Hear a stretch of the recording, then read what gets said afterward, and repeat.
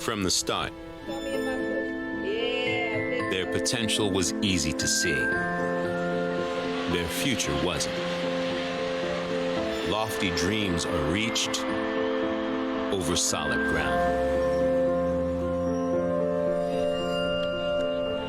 Through twists and turns, ups and downs,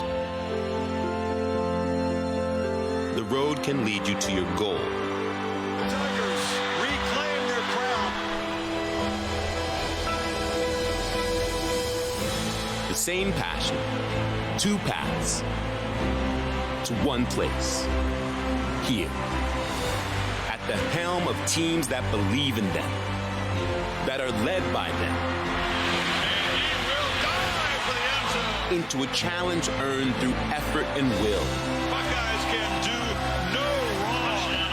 And this is a beatdown. With the chance to climb the final hill of a long and hard-fought campaign. This is the game they pretended to play as kids. Today they play it for real as young men in the college football playoff.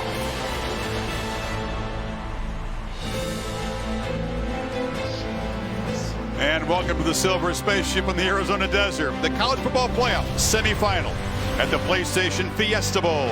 And tonight's historic first ever collision of 13-0 teams. The Clemson Tigers, champions of the ACC, the Ohio State Buckeyes, champions of the Big Ten. This is the Booking.com kickoff. The winner punches a ticket to New Orleans, where LSU awaits the Bayou Bengals overwhelming Oklahoma this afternoon in Atlanta, a game no doubt most of you saw. And welcome to Glendale. Chris Fowler, Kirk Herbstreit, Maria Taylor, and Tom Rinaldi will join us. So grateful to be able to call our 11th college football playoff game. The winner here has got a big challenge, Kirk, because what we just saw down there with LSU and Joe Burrow overwhelming the Sooners. Burrow, 7 touchdown passes in the first half alone. Yeah, I mean, they have been the most complete offense that I think I've ever covered in college football. What Joe Burrow's doing, how quickly he's processing coverage and delivering the football. Whoever wins this game, it'll be fun to hype that game up when we see them on the 13th in New Orleans. Fun will be the word in New Orleans with the Bayou Bengals there, undefeated. But if there's one offense that can maybe match LSU in production so far this year, it's Clemson. And is there one quarterback that you trust more in a playoff environment than Trevor Lawrence, who's never lost as a starter and never thrown a pick in a postseason game? Yeah, he comes in. He's kind of been there and done that, has that approach to the game, playing with a lot of confidence right now. There was a lot of talk early in the year. Expectations almost unrealistic. I think he was pressing early. In fact, he would tell you that he was. At one point, middle of the year, he settled down. Look at the last 6 games.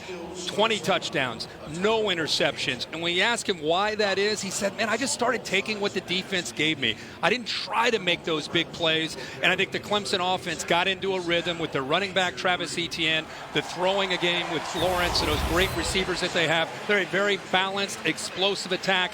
And Ohio State's defense, which has been great all year, will be a fun matchup to see how they try to defend them. I sure will. And Buckeyes better be alert and ready from the start, because Clemson has been starting fast. But the guy who's going to try to make his night miserable is Chase Young. He's been the premier pass rusher in the sport. He's the most decorated defensive player in the sport. Kirk, he's had a quiet last couple of games, but you could feel his pent-up energy this week. He's so eager for tonight. Yeah, Michigan and Wisconsin in the Big Ten Championship did a good job of neutralizing him. A lot of quick throws, a lot of double teams.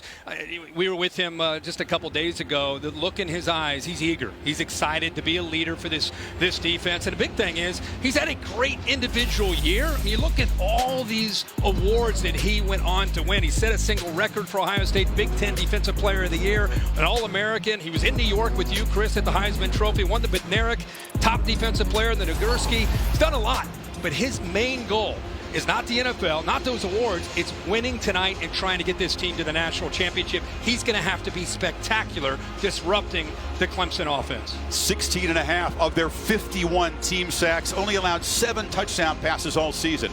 Meanwhile, the fellow Heisman finalist, the quarterback for Ohio State, Justin Fields, for the first time in his career is dealing with an injury. He's got a left knee MCL sprain, the brace is on it. I think the brace is on his knee, Kirk, but maybe in his head as well. Yeah, first of all, you see the numbers, 40 touchdowns, 1 interception. That trend will have to continue for Ohio State to try to score with Clemson. The brace is interesting. He said he's going to have to go with a bigger brace to give him that stability. He's concerned that it may restrict him as far as his ability to run.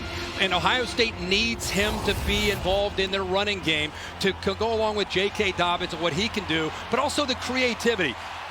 Brent Venables will create some pressure on third down, come from a lot of different places. His ability to scramble and run will be a big part of the Ohio State offense. We'll have to kind of keep an eye on that knee and that brace and how it affects him. Well, Trevor Lawrence and Clemson have been the more dominant team. There's 8 straight wins by 30-plus points. You have to go back to the late 1800s to find another team that's done that. Their 5th straight appearance in the playoff. Winners 2 of the last 3 national championships. Lost a championship game on this field to Alabama, but of course shut out the Buckeyes. All 3 previous meetings have been in the postseason. All 3 have been Clemson victories, including that very humbling game just a few seasons ago for Ohio State. The slight favorites tonight, say the odds makers. Whenever a championship is on the line, the Tigers wear those orange breeches.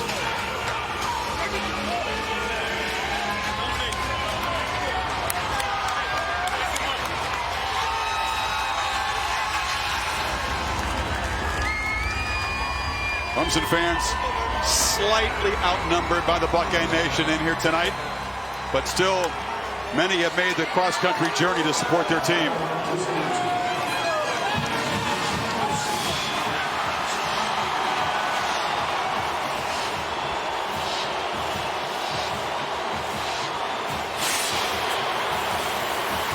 Haven't lost a football game since the semifinal stage 2 years ago to Alabama, before Trevor Lawrence came along. Isaiah Simmons, the leader of that Tigers defense.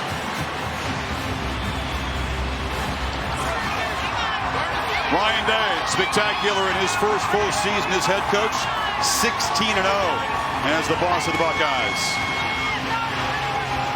And the Buckeyes bringing a 19-game winning streak, have not lost since October of last year at Purdue. Tonight, he says they are the hunter. Clemson has what we want. They're used to being the hunted.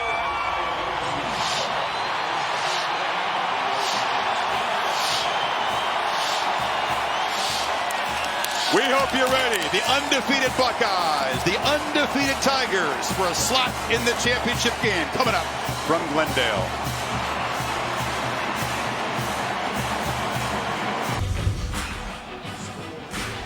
And welcome back to the Booking.com kickoff. It's minutes away from Clemson and Ohio State, with LSU awaiting the winner, defending national champions Dabo Swinney with Maria Taylor. Thanks, Chris. Coach, you said that early momentum will be a key in a game like this. How do you generate that to start out this matchup? Well, you got to execute. You got to just, settle in early. Both teams will fill each other out early, but just execute. That's the main thing. Just settle and keep your breath, slow your breathing down, and just do what we've done in practice. All right, thanks for your time. You got it.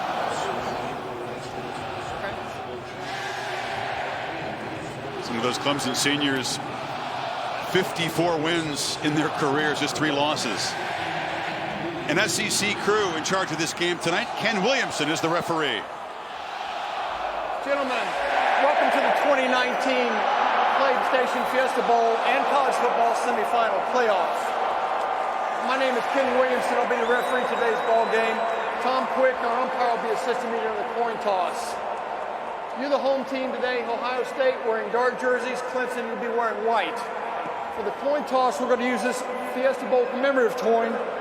The head side will will represent heads. The logo side will represent tails. You're the visitor. Clemson, you call the toss. What's it going to be? He's calling heads. What is it? That's heads. It means you've won. And they kick, receive, defend, or defer. You want to defer? You want the ball?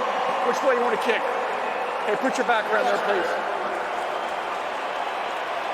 Clemson has won the toss and will defer their choice of options to the second half. Ohio State has chosen to receive with the first half option.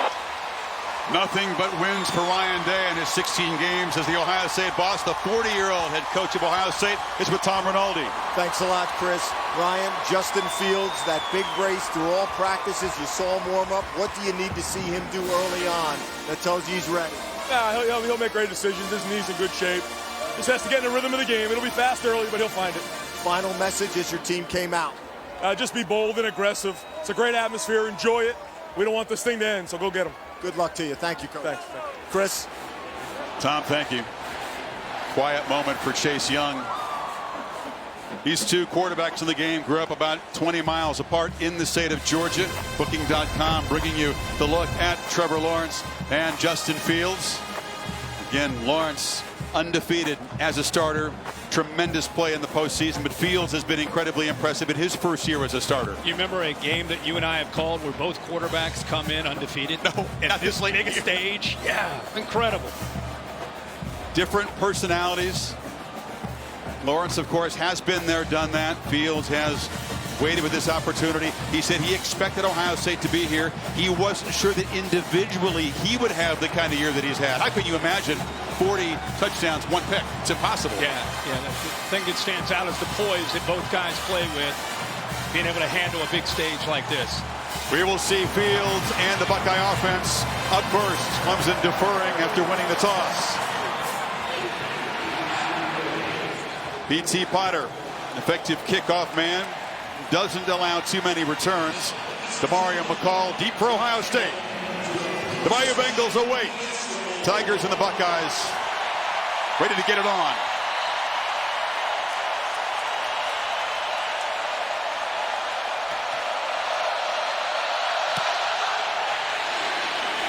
McCall will make a fair catch. And Justin Fields tells you about some of his attributes.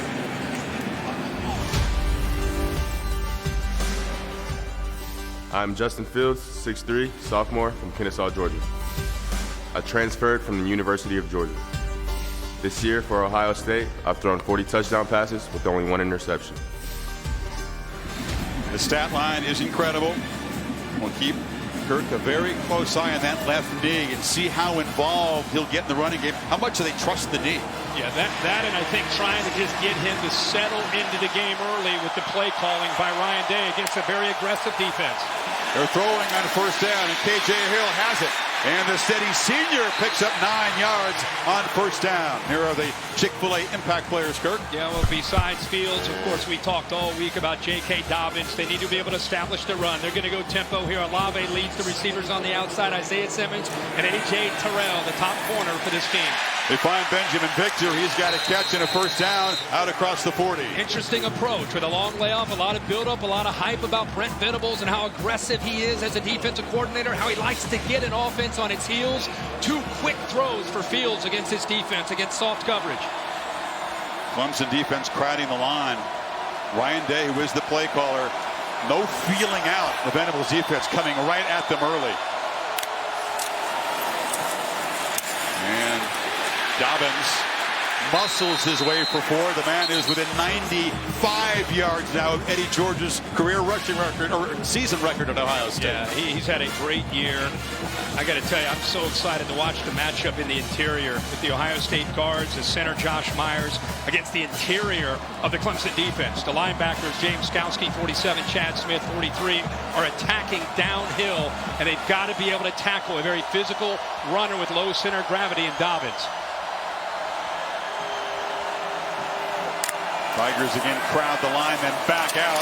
Fields has time and fits the ball into a tight window. And the catch is made by the tight end, Luke Farrell, a first down in Tiger territory. Well, he does a nice job there, just kind of feeling that pocket. He had a little bit of pressure, a little sidestep to the left, found that throwing lane and made a great throw with great accuracy. Looking to throw again.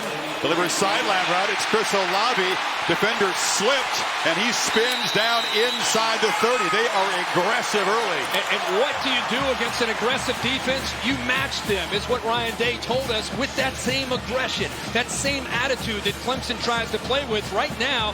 They're the aggressor, the Ohio State offense, with the play calling and the tempo. Fields again looking to throw. Loops the ball up. Leaping catch by Garrett Wilson down inside the 10 as the freshman makes a play. Unbelievable catch by the true freshman from Austin, Texas. Oh, they're going to wave it off, it looks like. Boy, he went up, made a great effort. Boy, I don't know how you wave that off. Officials are talking. Maybe that right foot came down out of bounds. Right foot came down out of bounds. What an incredible effort. There is an offside penalty on the Tigers, but not a catch. Boy, Chris, incredible effort. How about this tempo? This approach by Ryan Day. 6 plays, 1 run, 5 passes, and as we said, trusting his quarterback and his receivers to make plays against this Brent Venables defense. Clemson's not used to this. No, Venables likes to dictate. Yeah, they're not used to. They're trying to get their bearings. And they don't have a lot of time because of the way Ryan Day and Justyn Fields are attacking. And now a whistle before the snap on the first down and 5 play. Ruling on the field was an incomplete pass. The previous play is under review. So Gerald Hodges is the replay official working with the 3 folks back in the video center as they are doing all the SEC games. Another look at this. Wilson so high in the air. Got his right hand. He got his left hand down there. Looked like his left hand may have touched before the right foot came down. Watch the hand come down there. There's the elbow touch. Yeah. I think the right elbow is what would put him down and inbounds. Yeah. I don't see an elbow. The right elbow came down, but I think it came down after the foot. The only thing that came down was the left hand. Bill Lamagna is our ex-official authority in the booth here, and Bill, I guess it's whatever touches the ground first here they're looking at. Exactly. There's no requirement for the feet. The hand appears to touch first. Yeah, it looked like that left-handed touch. I say replay, reversing this to a catch and spotting the ball at that spot. That's interesting, Bill. It's not an elbow, or a hand is a hand, a foot, your elbow. Interesting. That hand looked like, again, it got down to me. The requirement is a body part. Review, the runner's arm touched inbounds prior to going out of bounds. Therefore, we have a completed catch at the 5.5-yard line. It'll be first down. Yeah, it was interesting. The offside penalty will be declined. When they first went to replay, you could see Ryan Day being frustrated because he wanted to keep attacking, but it turns out they end up reversing it. He's going to be a lot happier to have the ball at the 5-yard line. And that is a tremendous play. That's a 27th catch for Wilson, who comes from Austin, Texas. He's kind of the next Ohio State wide receiver weapon. Well, that was a great effort because Kendrick had tight coverage. How about the ball placement by Justyn Fields up high? Give the freshman a chance to go up and make a play on it. Clemson very stingy in the red zone. Opponents have only made 25 trips in here, only scored 10 touchdowns.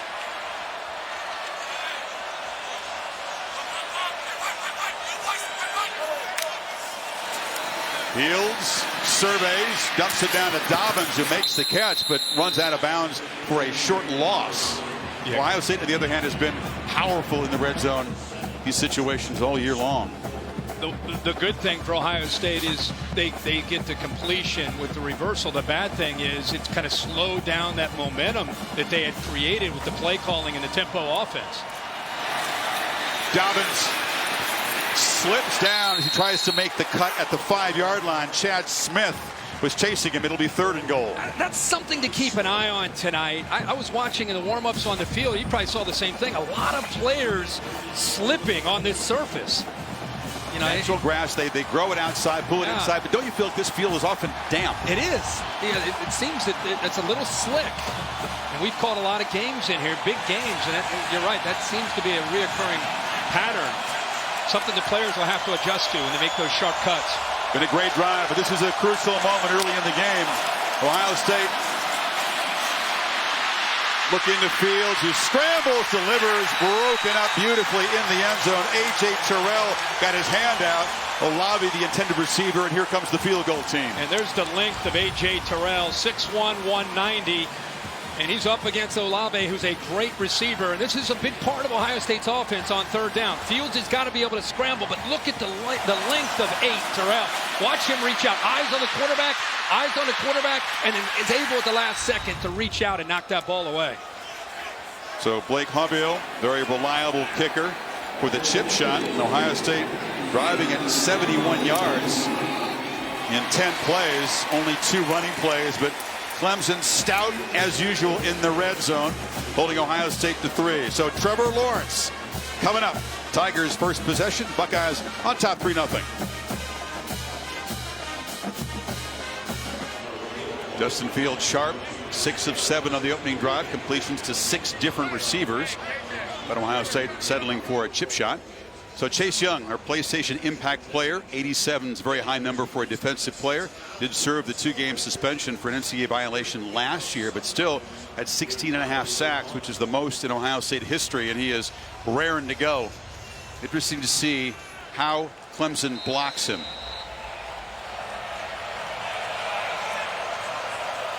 Etienne back deep. Will they kick it to him? And he'll make a fair catch.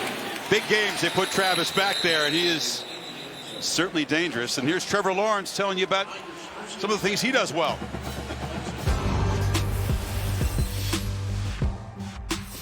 I'm Trevor Lawrence, 6'6" quarterback from Cartersville, Georgia. Last year we won the national championship, and I was the game's MVP. 24-0 record as a starter. 169 pass attempts without an interception coming into this game. I can't believe our guys got him to say a couple comments about himself. He deflects individual attention, likes to talk about the team, but that's a good job. And it's a pitch. And Etienne gets a block on the edge. A hard hit, knocked out of bounds there by Jeff Okudah, but a nice first down gain as we check the Chick-fil-A Impact players on this side of the ball. Yeah, much like Ohio State, Clemson, as much as you talk about Lawrence, they've got to get Etienne. T. Higgins will be into the boundary, number 5. Justyn Ross will be on the other side. Talked a lot about Chase Young. You just saw Jeff Okudah make a great play against the run, but he's going to have to play great in coverage against the long, tall receivers of Clemson. Etienne got 8 on first down. Now they fake it to him, and they find Higgins across the middle, who slips a tackle and makes a gain into Ohio State territory to the 45. But one thing they're going to look at to attack aggressive linebackers coming downhill. When he sees that, and they're committed to stopping the run, he's going to throw right behind them in their version of run-pass option. They sit back, they'll run that, but when they're coming downhill against Etienne, he's smart to see that, pull it, and make the throw. Lawrence, a keeper, and he's strung out and spun down. Good job on the containment from Malik Harrison. Interesting to see how often Lawrence runs the ball tonight. Yeah. You know, coming into tonight, he has run, to me, way more than he did a year ago, much more effective, whether it's zone read or design quarterback run, and a lot of times creating, like we see with Justin Fields from Ohio State. It's very different from where he was last year as a true freshman. That time, Ohio State, great contain. And now Young was eager. His throw downfield to Higgins. Some confusion whether or not it was a free play or a dead ball. Incomplete, out of bounds, but Young came across. But his helmet, T. Higgins' helmet came off, and I don't know if he got hit when he went down. There was a collision there. It looked like Jeffrey Okudah just following through on the play may have hit Higgins, but it was a free play. I'm just talking about more about Higgins getting dinged there. It's 5 yards and a free play for Clemson, but Higgins took the worst of it. Everybody kind of stopped. And you watch the end of the play. Watch one, Okudah, after the play. And the ball is, helmet's off. Now watch him come down on top of Higgins right there. Fuller swatted for the ball. Didn't mean to hit him in the head. And you keep an eye on Higgins, who's coming off the best game of his life. 3 touchdowns in the ACC championship win over Virginia. On 2nd and 5, a little bit of a sprint out and the throw to Overton, who makes the catch. Short gain. It'll be 3rd and 2. Jeffrey Okudah, you can tell, has brought an aggressive attitude into this game for the Buckeyes. Known as one of the top cover corners in the country. Talking about maybe a top 5 pick type of player. But tonight he's showing that he's ready to make plays coming up and making some tackles up close to the line of scrimmage. First action this season for Braden Galloway, who was suspended for 12 months since the playoff a year ago. He's flexed out to the left of the formation. Lawrence fakes left, runs right, dives, and it's a first down at the 35. Galloway made a block. And Galloway in makes a nice block, but Trevor Lawrence, just his awareness there of knowing where he needs to get. He's able to follow the center. Sean Pollard, also the tight end. We talked about Galloway, extends his body, knows exactly where he needs to go. And that's what we talked about. This was not a factor in Clemson's offense a year ago. Now you have to be aware of that and bring safeties down to account for that threat. We fake it to Etienne, short throw, and the catch is made on the far side by Justyn Ross. Damon Arnett drops him right there. You know, I thought Jeff Hafley, the defensive coordinator, co-defensive coordinator for the Buckeyes, who's headed to Boston College when the Buckeye season is over, made an interesting point to us. He said, we're okay with throws in front of the defensive backs. We've got to rally to the ball. We've got to tackle. We want to make them have to score in the red zone. Eliminate the explosives, make them drive the ball. Nice plan if you can do it. Yeah. And hard to eliminate the explosives against this offense. Lawrence looking downfield, now checks it off the hands, nearly intercepted. Dropping into coverage was Tough Borland. Tough Borland just really going into sitting in zone, but just reading the eyes of the quarterback. Trevor Lawrence gets into that throwing window right there. And I think Trevor Lawrence just underestimated, maybe thought he could squeeze it in there, or maybe just flat out didn't see or expect to have Tough Borland sinking in coverage. But he was there and should have come up with the interception, but a good play. Lynn J. Dixon in the back on 3rd and 7.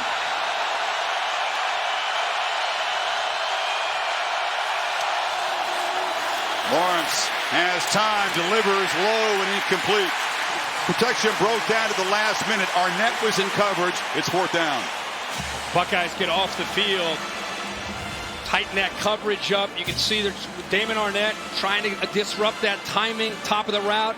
Gets a little physical there. And Chase Young, we always want to know what's going to happen with Chase Young on 3rd down. That time Galloway, the tight end, kind of chipped him to help out Ankrum, the tackle on that side, before he released to go out for his route.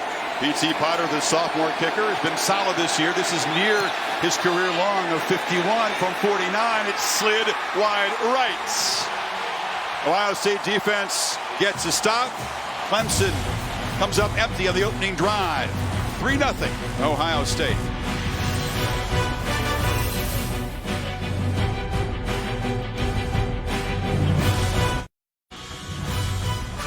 The PlayStation Fiesta Bowl, brought to you by PlayStation 4, the best place to play. The all-new Lincoln Aviator. And the Nachos Party Pack from Taco Bell. Of course, it was Joe Burrow's Heisman season, but 5 of the top 9 Heisman vote getters are on this field tonight. Incredible. Ohio State with 3 of the top 6, and then Lawrence 7, Etienne 9. Certainly Clemson players being snubbed for individual awards was a major motivating force for Dabo Swinney in the run-up to this game. Anything he can use, he'll use. Very few motivate teams better than Dabo has. T. Higgins has not had the helmet on, Kirk, since taking that shot on the sidelines in the last series, so we'll keep a close eye on that. And trainers talking to him, trying to get a feel for his status and whether or not he's going to be able to come back out there. Kind of a freak accident after that incompletion.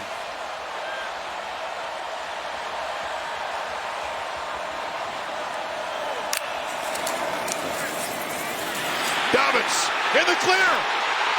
Off to the races. Can they run him down? They cannot. Touchdown, Ohio State.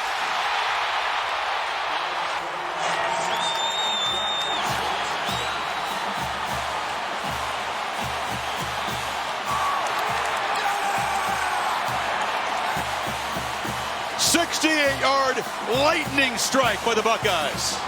Well, the build-up in this game, we really wanted to see Clemson's run defense with how aggressive they can be. And the way their linebackers come down, their safeties, could they hold up against the physicality of the Ohio State offensive line and J.K. Dobbins? Dobbins, one of his first carries of the night, explodes for that touchdown in 68 yards. Dobbins, a tremendous workhorse in those 3 tough games down the stretch. They counted him again and again. He explodes early. He's going to catch Eddie George tonight for sure, for the record. Yeah, zone read on Xavier Thomas. Great read by Fields, and then a missed tackle, bad angle by Kayvon Wallace. And Dobbins shows you what kind of speed he has in the open field for the touchdown.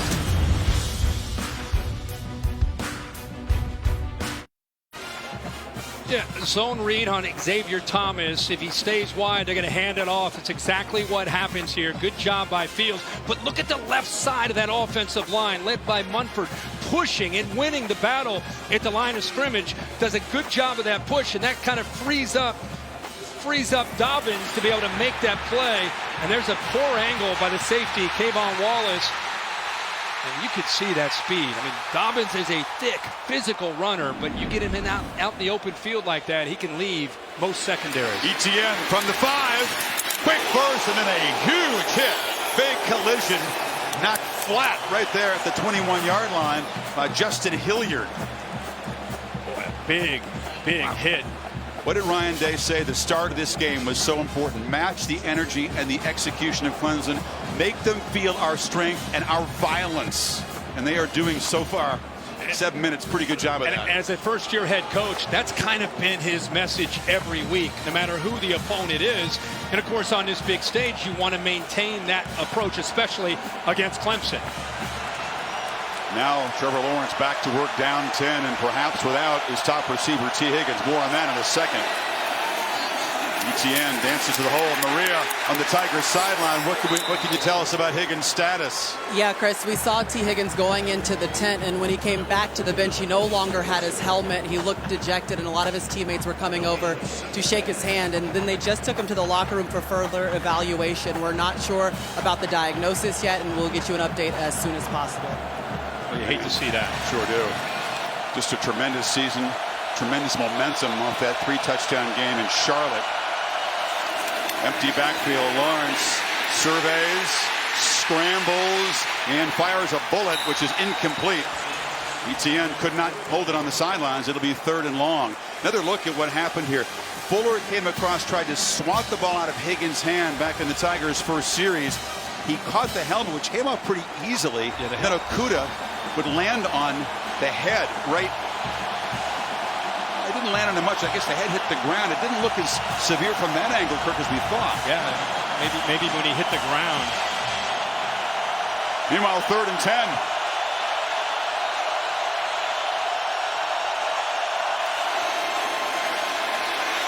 Lawrence chased by Young, heaves it downfield, has Overton wide open. He tiptoes for a catch in Ohio State territory. What a play. You know, Proctor is playing back here as safety, who has not played a ton of football. Josh Proctor, he kind of loses the sight of the receiver. Eyes in the backfield, which opened up Overton to be able to make the play. Chase Young trying to deal with a lot of traffic, gets pressure on Lawrence, but Lawrence with the height at 6'6" goes over top of him. But Josh Proctor caught peeking in the backfield that time that cost Ohio State on 3rd and long. What a quick release by the big fella with Young bearing down on him. Clemson needs a spark, and Lawrence as a runner will keep it and get 5. This is not a team that's used to being down 10 points just like that. Yeah, and you're also looking at a quarterback that, as much as we've talked about him running, Dabo Swinney says, you know, all year you look at it's about 6 times a game is what he averages running the football. Already tonight he's run it 3 times. So you're going to see him probably carry it up to 10 to 15 times at least. Lynn J. Dixon motions to the backfield, gets it in the flat. Harrison can't make the tackle, and arriving is Warner to clean it up. Very short gain. It'll be 3rd and 4. Big emphasis for Ohio State is getting off of blocks. Jeff Hafley saying we were disappointed in the Big Ten Championship in the first half with the way they got off of blocks, the way they were leveraging the football against Jonathan Taylor. Says this is important against ETN and the speed of this offense. Getting off of blocks, great example of it there by the linebackers. Buckeyes have been tremendous defending on 3rd down all year. Opponents under 30%. Lawrence, they pick up the blitz, but the ball is batted down at the line of scrimmage. Tyreek Smith got in there. The other defensive end figures to make plays tonight if they pay too much attention to Young. Yeah, John Simpson, the left guard, 74, starts to work to his left to help on Chase Young. Ohio State blitzing Proctor. They get some one-on-one opportunities. And Smith, kind of on a stunt to the inside, has that linked himself at 6'4" to go up. Timed that perfectly to knock that ball away. Ohio State's defense, a strong and determined start against an offense that people thought no one could stop coming in. Wilson, who made the circus catch, back to return the punt, aspires, and it's a high one. And a fair catch made inside the 10 by Wilson. So Ohio State up 10, gets the football back from their own 9 midway first quarter.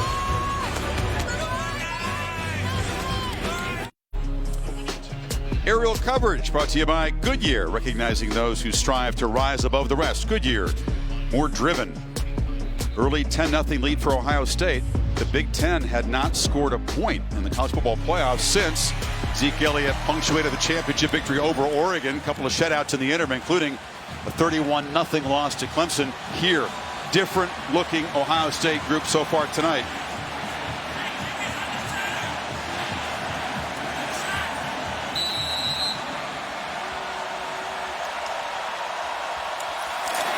From the 9, Dobbins into heavy traffic. Simmons wrapping him up with help from Jordan Williams. At this point in the game, Ohio State up 10-0 and really dominating the line of scrimmage on both sides. Clemson has Ohio State pinned. It's very important this series to try to keep Ohio State pinned, to force them to punt with a 3-and-out. Should give Trevor Lawrence good field position if you're a Clemson Tiger. There's a false start by the Buckeyes. It'll back them up. He pointed out Venables is used to having the answers. He's used to dictating to opponents. False start. Offense number 71. 5-yard penalty. Second down. Man who's been a defensive coordinator in 7 national championship games, including 3 at Clemson. Unfamiliar position right now. No, I mean, think about what they've done all year in the ACC. They've allowed 244 yards a game. Ohio State's already sitting at 140 yards, and they've played 11 plays into the game. But they have Ohio State pinned here, so see what they do. Fields from the end zone, flips it short. Matt makes a catch, big collision, and he's knocked out. Very short gain.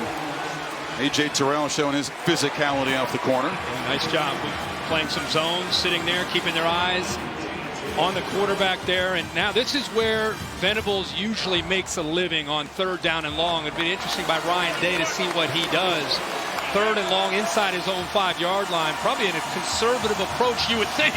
But the way he's been calling plays, you never know.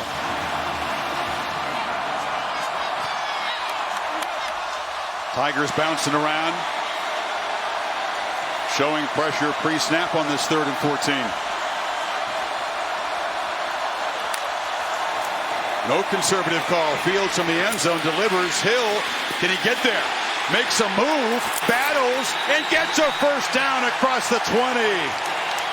Crucial conversion. Buckeyes backed up no longer. Yeah, they used emotion to help them to get a matchup with K.J. Hill. You got soft coverage. Now Hill's got to make a play after the catch against Turner, which he does and wins. Great call, an aggressive approach again by Ryan Day, backed up inside his own 5-yard line. Sure was. Long. There's your answer. Yeah, and it shows you the confidence that he has in his quarterback, Justin Fields. Dobbins starts right, cuts it back, and is dropped after a yard. Hill with a couple catches early. Got 15 on that 3rd and 14. It'd be interesting. The morale of Clemson, so used to dominating, so used to being the one that's dictating things. All of a sudden, they've got Ohio State pinned. It's 3rd and long. You give up a first down. This is uncharted territory for Clemson's defense.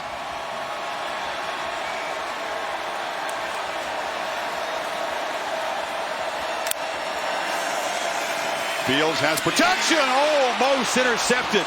Jumping the route was Kayvon Wallace. Well, he knew exactly what he wanted to do. Isaiah Simmons will sink in coverage. Wallace is showing that he's deep. Fields thinks he's got an easy throw, but look at Wallace bait him. Simmons sinks. He knows it's coming out quickly. He jumps it, just unable to hold on to that football. Each defense missing a great chance for an interception. That could have been a potential pick 6. 3rd and long again. They need 9. Fields is pressured and fighting for his life, and he'll be wrestled down by Skalski. Justin Foster got there first. It's 4th down. Well, where will they come from on 3rd down and long? And in this case, they come from everywhere. They've got backers. They've got a safety up tight. You're trying to figure this out with pass pro. You're maxing it because you got the back there. but the speed, the relentless approach there by Foster, he's able to get around Brandon Bowen and win that time on 3rd down and long to get the ball back to the Tigers.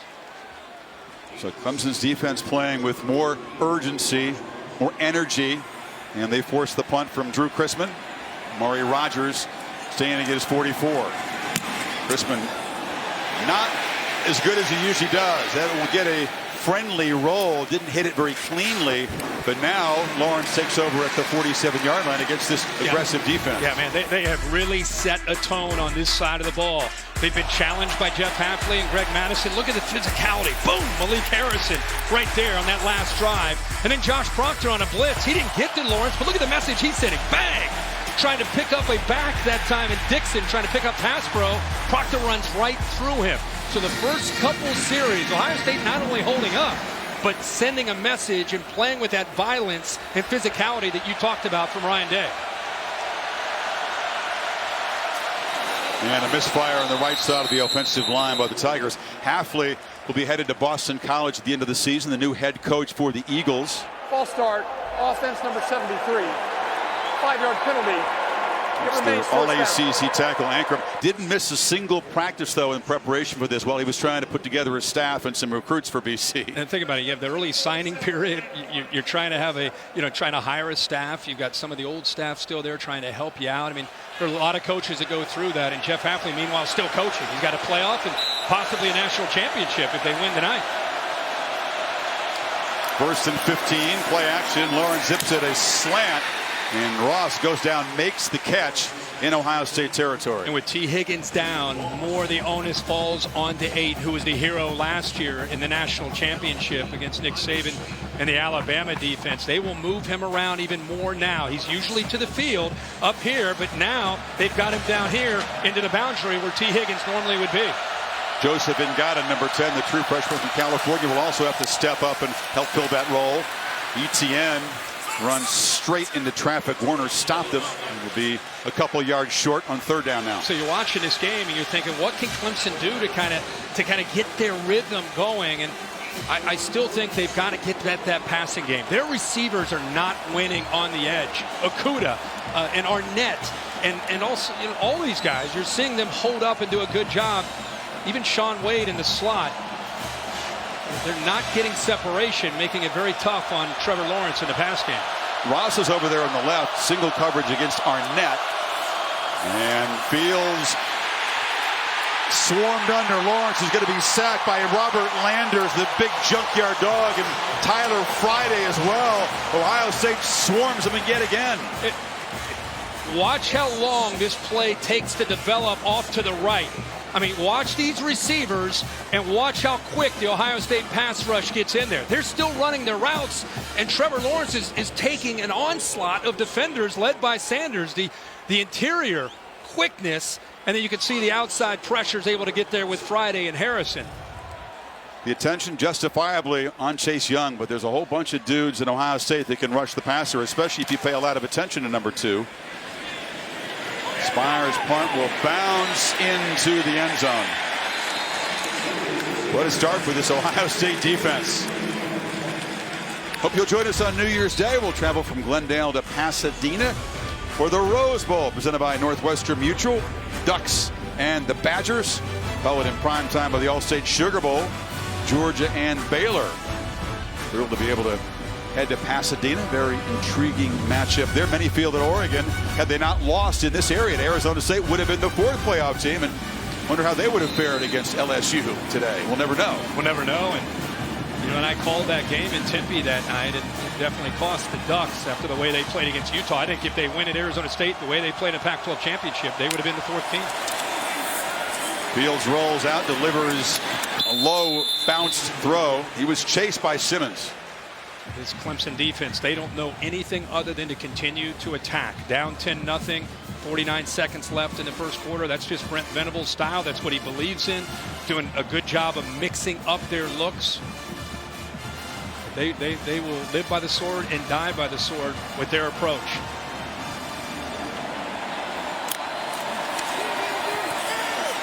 And now short throw and catch by Wilson. The true freshman's had an excellent first quarter, knocked down a couple yards short of the marker. Nice quick throw. Ryan Day, I think, doing a good job with Fields, putting him in a position to have success throwing the football, making the reads comfortable. He's 9 of 12 so far. 3rd and 2 play. They do the false clout, then take a look at the sidelines, and here's the chess match. Ryan Day and Brent Venables both adjusting late. Isaiah Simmons moving around here. They're expecting an interior run. Instead, it's Dobbins around the corner and into the secondary. Off and running again. Dobbins finally tripped up inside the 10 by Tanner Muse, but the Buckeyes threatening. I showed you Isaiah Simmons, and Brandon Bowen, the right tackle, felt that, and he does a nice job of kicking out on Simmons, and that's exactly where J.K. Dobbins ended up finding that crease in the defense. Again, if you've not seen Dobbins play a lot, he looks like a bowling ball, but he has tremendous breakaway speed, and he's especially fired up tonight with all the hype about Travis Etienne on the other side. The bowling ball is rolling downhill fast tonight. A 68-yard touchdown, a 64-yard run. End of one. 10-0 Ohio State. You're watching the PlayStation at Fiesta Bowl on ESPN.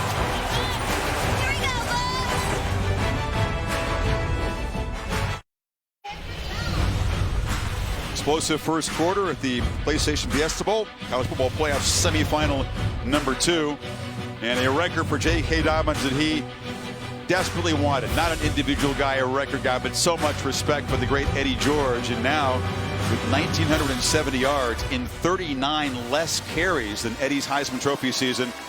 It's a single season rushing record for J.K. And a young man who was very committed in the offseason with his diet and his exercise. He said last year was a failure as a season as a sophomore. He's very motivated coming into this year. Went from 12% body fat to 9%, but got stronger. And you can see how it's paid off for him in the way he's running. Ate a lot of bad tasting food, he said. A lot of lettuce and beans, but hey, it worked. Yeah. He was basically like eating grass for 3 months. 1st and goal, beginning quarter number 2. Fields from the pocket, harassed as he throws, tried to get it to Hill, and it was broken up by Wallace.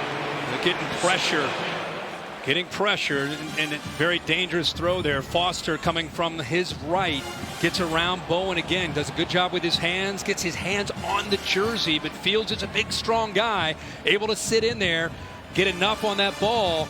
Hill's almost able to come up with it, but good tight coverage by the Tigers. Well, Ryan Day, what an impressive approach in this first half as a play caller.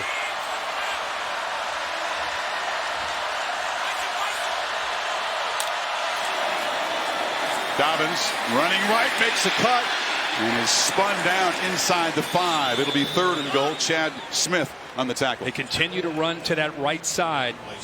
Now the interior of the Ohio State offensive line is the strength, with Jonah Jackson, the transfer from Rutgers at the left guard, Josh Myers, the leader in the middle, 71, and then the right guard, Wyatt Davis. But they've been running behind Davis, 52, and also 76, Bowen, very successfully, really controlling the line of scrimmage. And Clemson force another red zone chip shot field goal attempt. Crowd the line, try to come after Fields, but he loops the throw, diving catch, touchdown, Dobbins! And the Buckeyes are flexing and stretching the lead.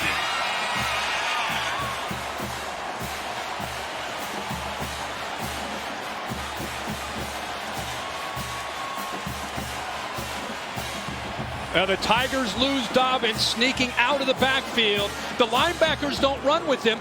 The defensive end this time, Foster, is trying to stay with him. He's the only one that recognized that he was slipping out. Isaiah Simmons, 11, probably needs to be on Dobbins because that is a mismatch.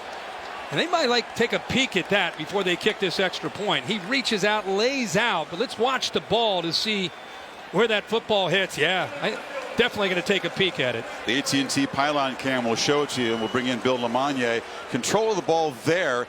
Does he have it when he crosses the plane, Bill, in your view? Part of his responsibility is to maintain control of that ball if he's going directly to the ground. When he hits the ground, that ball turns in his hand. This is an incomplete pass. I agree. Finish the process of the catch, and he does not do that. Control, inbound status, be able to do a football move, which he did not do because he lost the ball. Ball came into just one of his hands as it hit the ground, so it was difficult for him to control it. Remember, if the ruling is incomplete, it's going to be 4th down and a short field goal attempt. So a big swing here. Again, it's Gerald Hodges and the 3 folks in the replay center at SEC headquarters, just as they do in the regular games, making the judgment here. After further review, the pass was incomplete. Therefore, it's 4th down and goal at the 5-yard line. Significant reversal and the right call by the replay booth at this stage of the game. 17-0 with the way Ohio State's controlling both sides of the ball. First a field goal attempt here to go up 13. Very, very different for Clemson. Buckeyes only kicked 5 field goals down in the red zone all season long. They scored touchdowns 59 times, but this will be the 2nd time tonight they've gotten close and had to settle for 3. 75-yard drive in 6 plays. They do build the lead 13-0 now.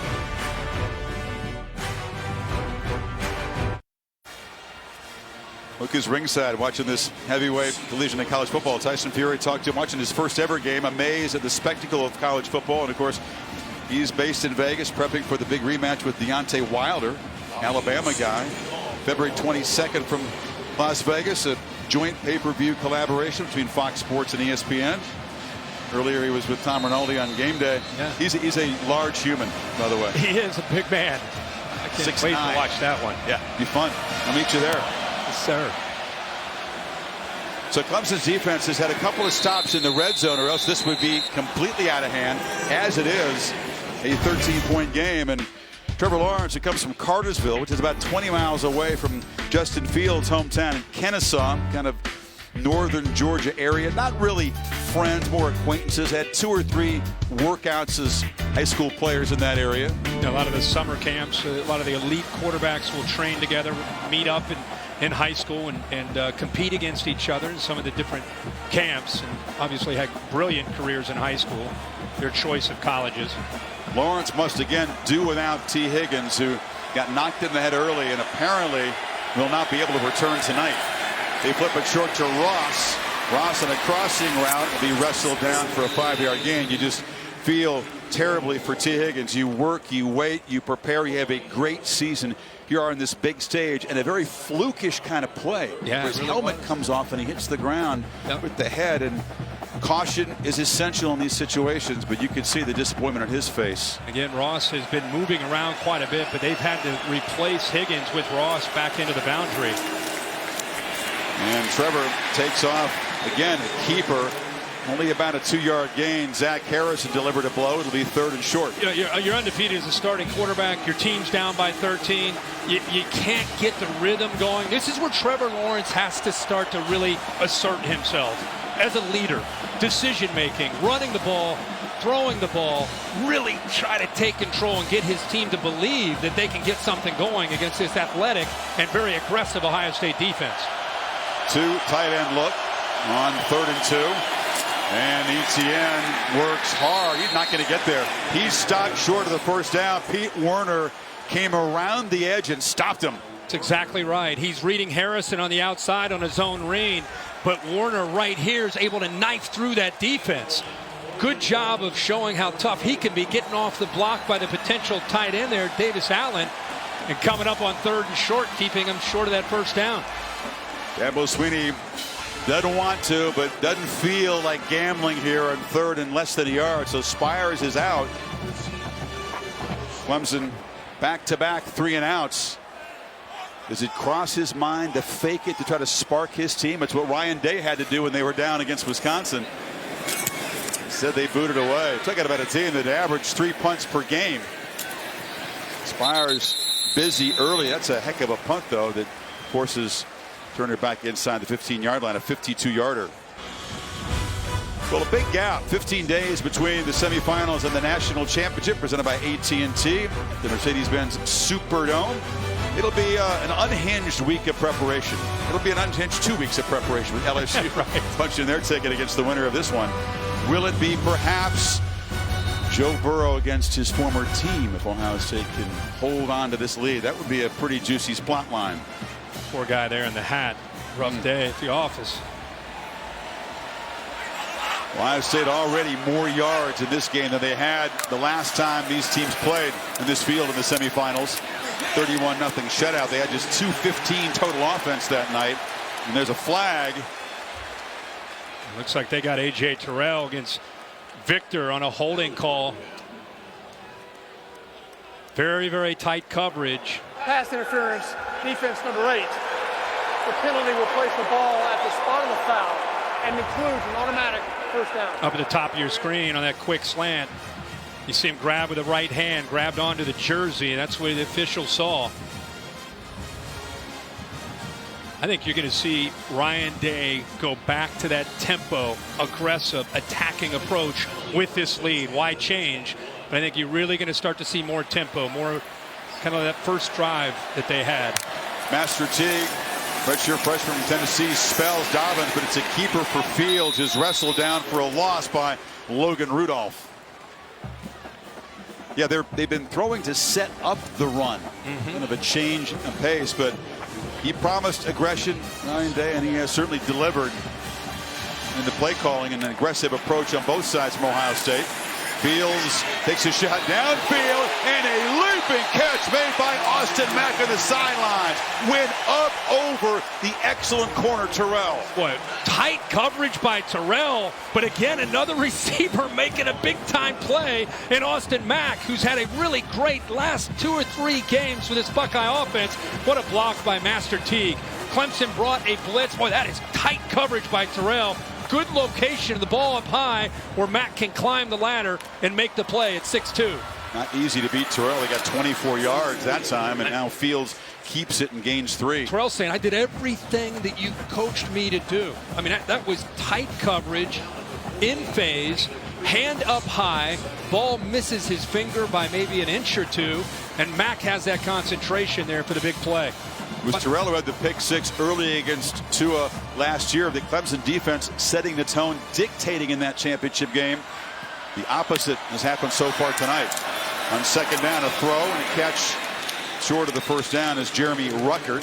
It'll be 3rd and short. The tight end that made the catch that really ignited Ohio State's comeback against Wisconsin in the Big Ten championship game. You and I think a lot of viewers who are familiar with Clemson's defense with Brent Venables are thinking and saying the same thing, as far as we're used to seeing them dictate things, and because of the way Ohio State's been calling plays. Look at that.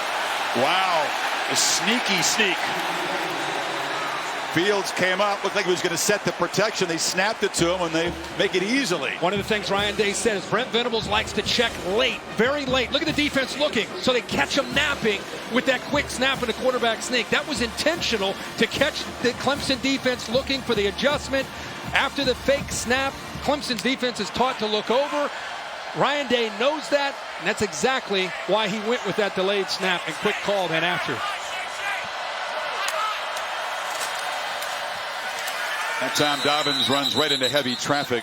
Xavier Thomas stopped him for a loss of a half yard. We really thought that a good matchup would be not just these players, but Ryan Day, who is studied and understands and respects Clemson's defense, and knew, like we said, that Brent Venables is the master in the country. You talk to a lot of offensive coaches. I got to tell you, boy, Brent Venables gets that check in late.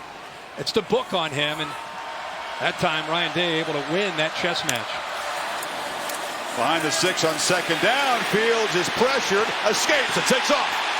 Has green grass and will slide down. Big gain down inside the 25-yard line. He looks okay. Yeah, the knee looks okay, and that's the blitz. That's where Clemson usually wins, when they bring a couple blitzers. Most quarterbacks are down right there, but he keeps it alive and makes a big play. End zone throw, Hill broken up. Tigers defense nowhere near being set at the snap that time. Not at all. You know, that was fast. We just talked about how they're going to probably go to more of a tempo approach. Ball is perfectly thrown. Boy, Justin Fields is on tonight, putting the ball right where it needs to be. Surprised at KJ Hill. Tight coverage there by Kendrick, but Hill has made some big plays throughout his career, and especially this year, unable to hold on to that ball. Kendrick got there just in time to influence it, but KJ would tell you he should have made that catch.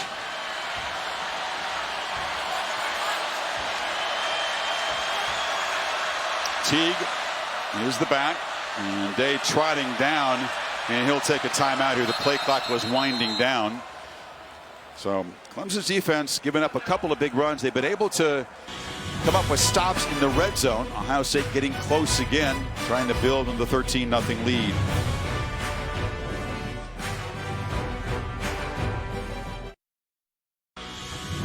The PlayStation Fiesta Bowl, brought to you by AT&T. Gatorade, for the athletes who give everything. Nothing beats Gatorade. Capital One, what's in your wallet? And the first ever Mazda CX-30. Feel alive. Tigers in that 28-game winning streak. Serious jeopardy here. Down 13-0 with the Buckeyes driving.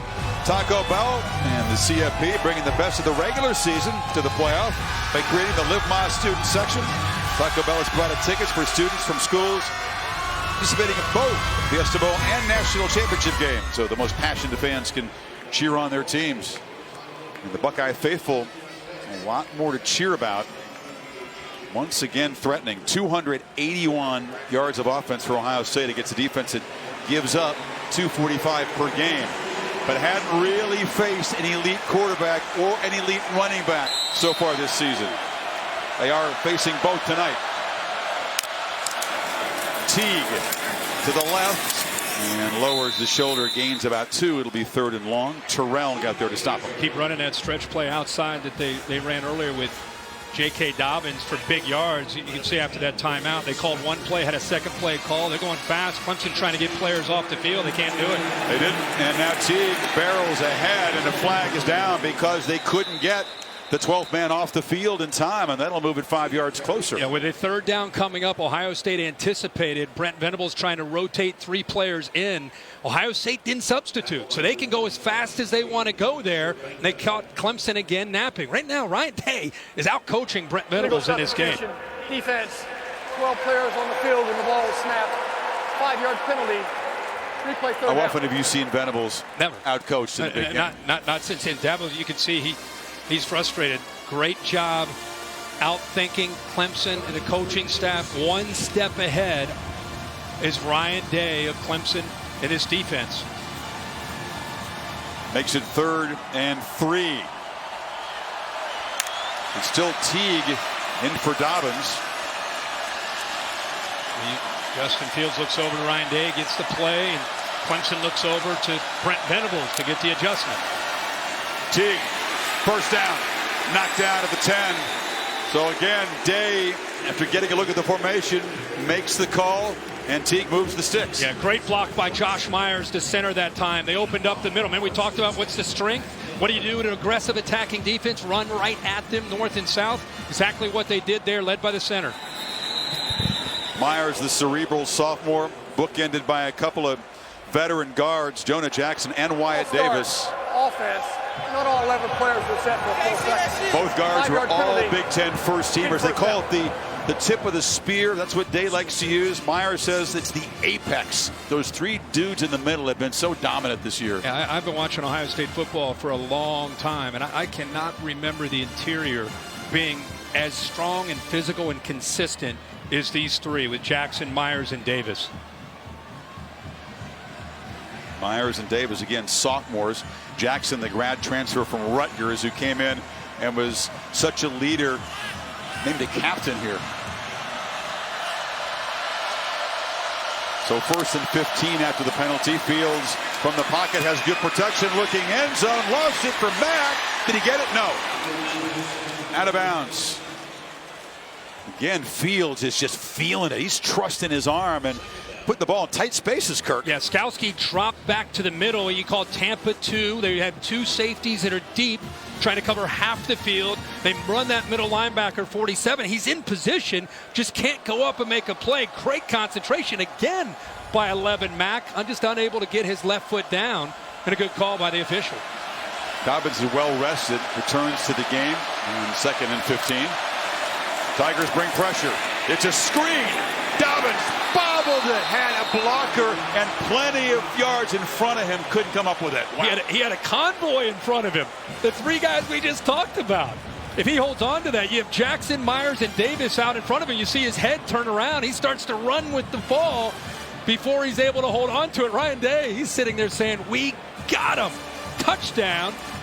And Dobbins, who's had a big night so far, just unable to secure it. Again, it was the perfect call against the blitz, and Dobbins had a couple of balls he couldn't control that could have been touchdowns tonight. The first one for sure would have been. So 3rd and 15.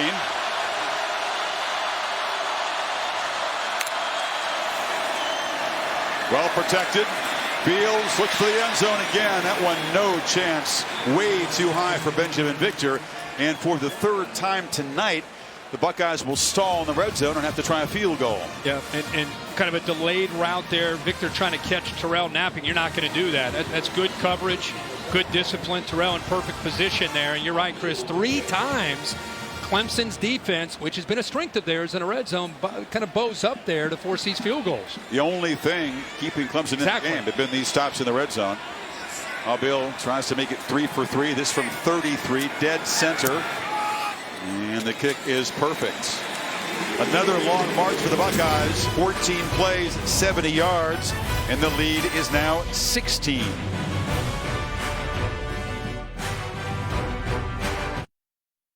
Want to stay up to date?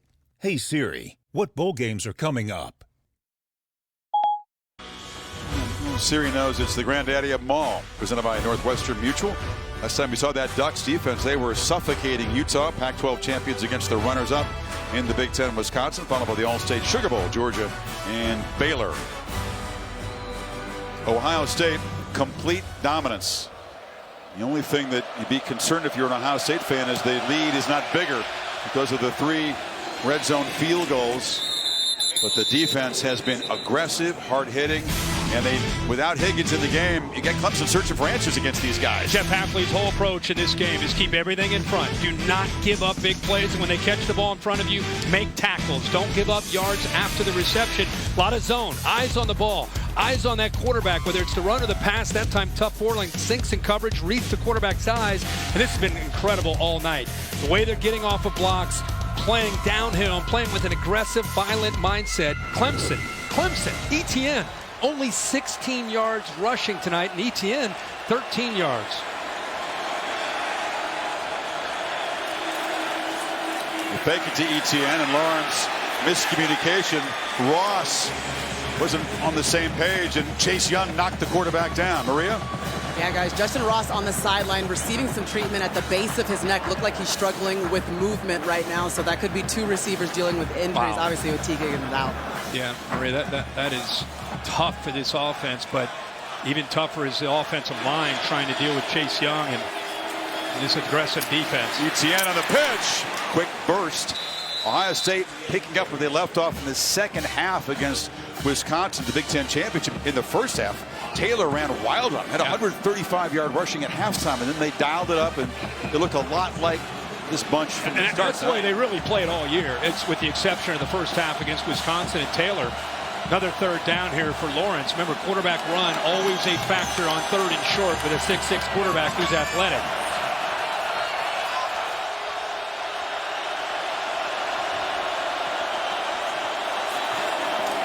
And Lawrence will keep it and makes a man miss, takes a big shot. You got to pay a price in a playoff game. They moved the sticks. Fuller delivered that shot. Yeah, another message from Hafley this week has been hit the quarterback. If he's going to run it, if he's a threat, we've got to make him feel our defense. That's a good hit there. You see Hamilton down low, and then, of course, the safety, who's the eraser for Jordan Fuller, is able to clean that up. But Clemson, a good call there on 3rd and short, gets the first down. He loves the fact that he's the only safety out there. They play 3 corners at him, and he loves the responsibility. Sitting there in center field. Play action on 1st down. Lawrence rolling, surveying, flips it to ETN, who spins for 1st down yardage again right near midfield.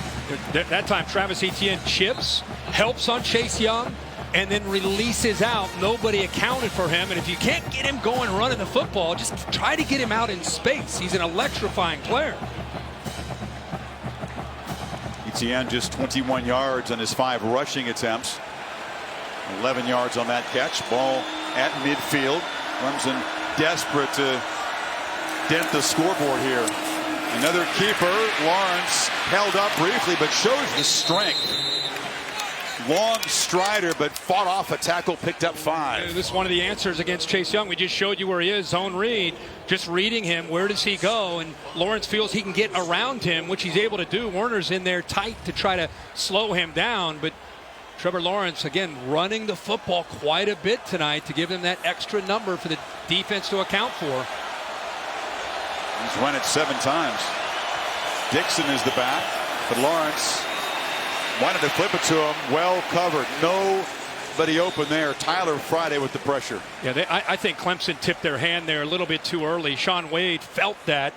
He locked up Dixon as he snuck out of the backfield after that fake. Trevor Lawrence had nowhere to go with that football. All he could do really is throw it away. I wonder if Dabo's thinking 2 plays to get the 5 yards here. 5 minutes to go in the half.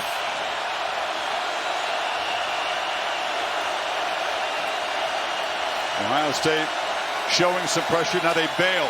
Lawrence hit anyway. Shaun Wade off the corner, and Lawrence is still down. Took a hard hit. Shaun Wade came from his star position over the slot on the left-hand side. Nobody picks him up. Chris, that's what you said. On that fake count, Wade showed blitz, but they did not. They still didn't pick him up. And Lawrence, I mean, Wade's going full speed into Trevor Lawrence there on that sack. And then Chase Young got there late and grabbed the quarterback around the neck. He was twisted in an awkward position and is still down. It is the 53rd sack of the season for Ohio State. They're going to review this to see if perhaps targeting came into play. Let's look at it in real time. And Wade, this is a physical play by a quarterback. Boom. That is a big hit. So I think they're checking to see targeting on the hit by Shaun Wade there.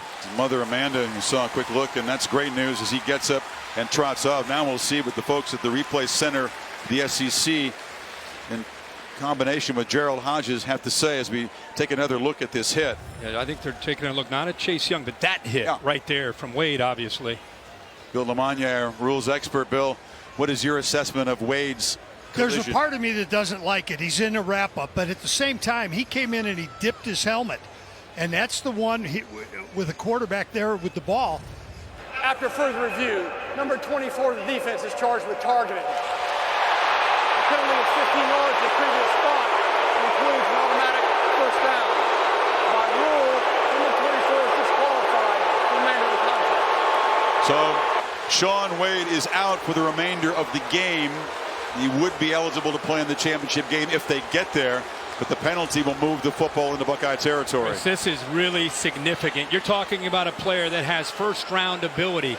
He's playing over the slot. You know, they didn't have him in the Michigan game, and they toyed around with moving Damon Arnett. I brought that up to Jeff Hafley. He said that was a mistake.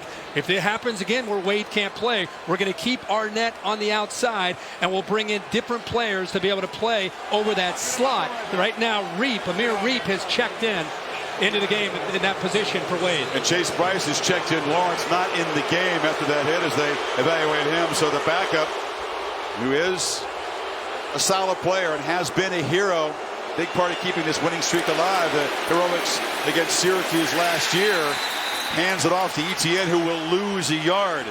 So already T. Higgins knocked out of the game. Maria reporting that Justyn Ross has gotten treatment. And finally, Lawrence comes. A bit of good news as Lawrence is back in there. Yeah, but the theme continues with the line of scrimmage. Robert Sanders, they're rotating bodies, but man, Chris, getting in low and quick, getting just off the ball. Who's getting off the ball faster and lower and more aggression?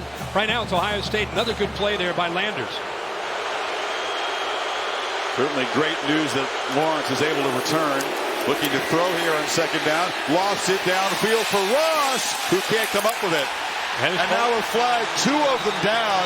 It was Amir Reep in for Wade and Fuller defending that time. They went right after Reep, who was in against one of the best receivers that Clemson has, especially with T. Higgins down. He's grabbing onto him the entire time. He's running about 10 or 15 yards downfield. Defense number 10. 15-yard penalty for previous spot. Automatic first down. So it's guys like Reep, Severn Banks, Cameron Brown who also have to step up and collaborate to help out with Wade out now. Yeah, and a good call by Tony Elliott and Jeff Scott, the co-offensive coordinators. They recognize that Wade's out, go right after a guy who hadn't been in the game at all. And it's an easy call there for the officials. He's grabbing onto him the entire time he's running that route. So first down at the 16.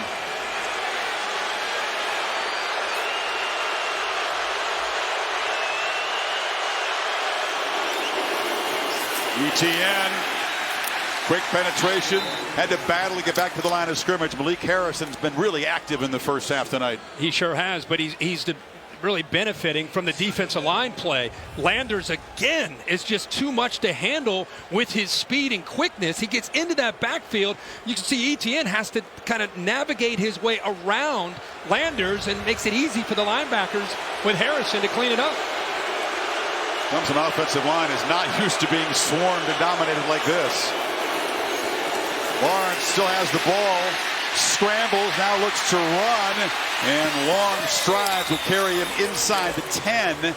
It'll be third down and about 2. Boy, he covers a lot of ground when he takes off to run the football at 6'6". Gallops, doesn't he? He sure does. Ohio State bringing a lot of pressure. That time they lose the edge. They lose contain. With Malik Harrison, he's able to use the speed to get around him, give him a much better chance on third and short. Keep reminding you, Ohio State's got to be aware of that quarterback run on these third and shorts.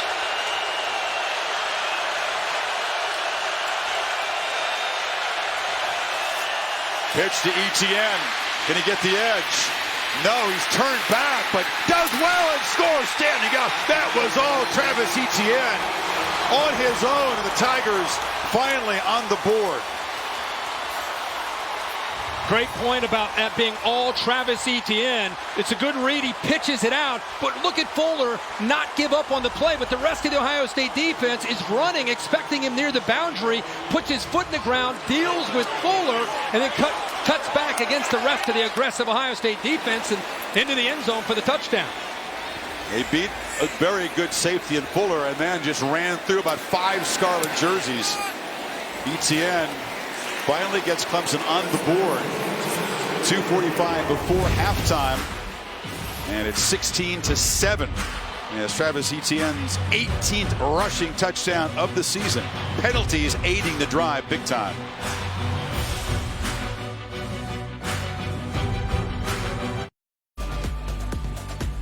Nice day in Arizona after a couple rainy days, and Goodyear Blunt providing our aerial coverage. Introducing the honorary member of the College Football Hall of Fame, Goodyear Blimp. Goodyear more driven. They were inducted in Atlanta just earlier this month, right? That's right. Well, it was going to be fourth down for Clemson. They would have had to punt the ball, but that targeting call, a good one, correct call against Shaun Wade, prolonged the drive. Pass interference by Reed. So the 75-yard, 10-play drive has cut the Ohio State lead to 9. Another look at this drive. They desperately needed it, but the over-aggression on the blitz here, the helmet-to-helmet shot, boom, right there. Lawrence, wrapped up by Young, was able to come back in the game after missing one play. And here on the scramble, picks up part of it. Yeah, picks up some big yards to give him a chance right here on third down. And you can see again the speed and the instincts. And you need a big play. Down big. It's when your playmakers and leaders got to step up. And that time both Trevor Lawrence and Travis Etienne were able to do that. Defense kind of relaxed, thinking that Fuller was going to grab him, and he didn't. And now Dobbins has had 2 long runs and has become the Ohio State single-season rushing leader in this first half. Is dropped by Skalski and Wallace for a loss. I'm sure Brent Venables challenged his team after getting that touchdown. Try to create a little bit of momentum. 16-7 here. His defense has kept them in this game. I mean, the Buckeyes have moved the ball, but they've not been able to get the ball into the end zone when they've been in the red zone so far. 0 for 3 inside that 20-yard line for touchdowns. Coming into a key part of the game on something that Dabo Swinney emphasized. He's not the first coach to do so, but you talk about the middle 8 of the game, the last 4 minutes of the first half, the first 4 minutes of the second half, and Clemson loves to be able to control that part of the game. When they win the scoring battle in that middle 8, They're 45-1, so they're trying to obviously call timeouts, get the ball back. They'll get it to start the second half as well. Yeah, and I think that's the thing that the Clemson staff, led by Dabo Swinney, they got to be thinking about is they get a touchdown. Now you got Ohio State, in a position where Ryan Day's been aggressive all night. They're thinking about the stop, try to get another, at least maybe a field goal, and then they get the ball to start the second half. So these are big minutes at 2:38 to go here in this first half. Suddenly there's some energy on the Tigers sideline. They're jumping around, waving the towels. Their crowd, after a subdued first half, up and involved. Fields looking to throw on 2nd and 10. Backpedals, has space, and now delivers on the sideline. And the catch is made by Wilson. The freshman's been a big part of the attack so far. He's a couple yards short of the marker. They rushed 3 that time, just relying on good coverage. They had 3 deep and 5 under, but Fields, because he's athletic enough to keep the play alive, eventually finds Wilson for positive yards. And now Dobbins hit in the backfield and dropped. They can't convert on 3rd and 2. The Tigers freshman Tyler Davis got there to stop him. Good job by Tyler Davis, but James Skowski also walks up into the line of scrimmage. Does a good job right here affecting the play, but watch Tyler Davis right there at the nose spot, able to get through there and benefit, because you saw the center 71 Myers, he had to come and account for that linebacker, which freed up the freshman Davis to make that play. Skalski right on top of him, and Dobbins remains down on the field. JK looking at that foot and ankle area. 68-yard touchdown at a 64-yarder to set up a field goal. Well, Tyler Davis, when he got into the backfield, he wrapped around the leg and eventually the foot. Right there, he's holding on to him and allows the rest of the defense to get in there. But the ankle's not, it's kind of held solid there by Davis. Dobbins up now, which is good news. We'll trot off. Tigers defense forcing a 3-and-out for the first time tonight. So all of a sudden the tone has changed here in Glendale. And Clemson with 2:05 to work with. They did spend 2 timeouts, but still should have plenty of time for Lawrence to operate the 2-minute drill. Chrisman punting, and Amari Rogers stationed at his 29.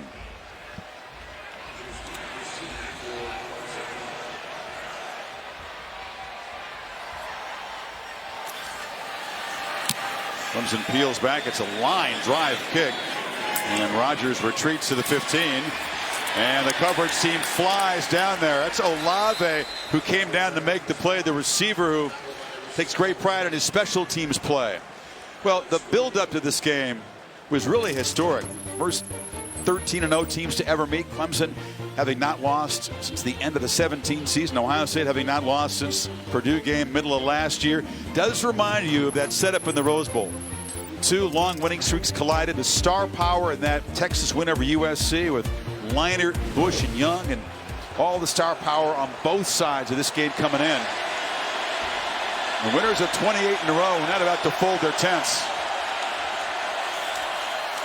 Lawrence from the pocket delivers a low throw, incomplete. Once again, Ross not quite on the same page as the quarterback. And again, he's had to flip positions. He typically is to the field, which is a different position, but because he knows both positions with T. Higgins down, he switches and now has to go into the boundary.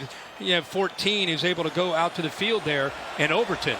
Remember, Ream is in for Sean Wade. It's a matchup that I know Clemson's going to want to try to revisit. Lawrence gets it away just in time, but throws it up for grabs, and it's broken up by Damon Arnett. Again, they deliver a shot to the quarterback. Yeah, and this is what, quarterbacks want to get the ball up high to their taller receivers.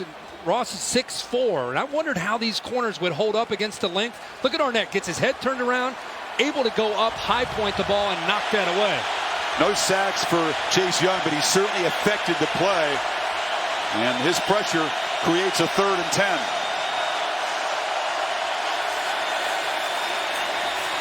Lawrence delivers a strike. Ross makes the catch. They move to 6 across the 30. That was a dart. It was, and the linebackers were up tight, thinking about Lawrence possibly taking off. They're kind of spying him, so it opens up the middle of the field. And when Trevor Lawrence is able to throw in rhythm, and you give him that big of a window, he's going to put it right on the money. 16-yard gain on a crucial 3rd and 10. Now from the pocket, Lawrence took a peek downfield and now tries to find Overton on the sidelines. Incomplete. Reap defending. Minute 22. And Clemson trying to come off the canvas here as Dobbins tries to get that ankle loose. The Mazda halftime report is coming up. Reese Davis, Desmond Howard, David Pollock. Take a look at that dominant LSU victory from the Peach Bowl, and also Penn State's victory earlier today. Big Ten 3-0 in bowls at the moment. Lawrence took a peek downfield, had a lot of room, and breaks a tackle, and is still running. Lawrence in a foot race. Will they catch him? Touchdown Tigers! Wow! A game-changing play.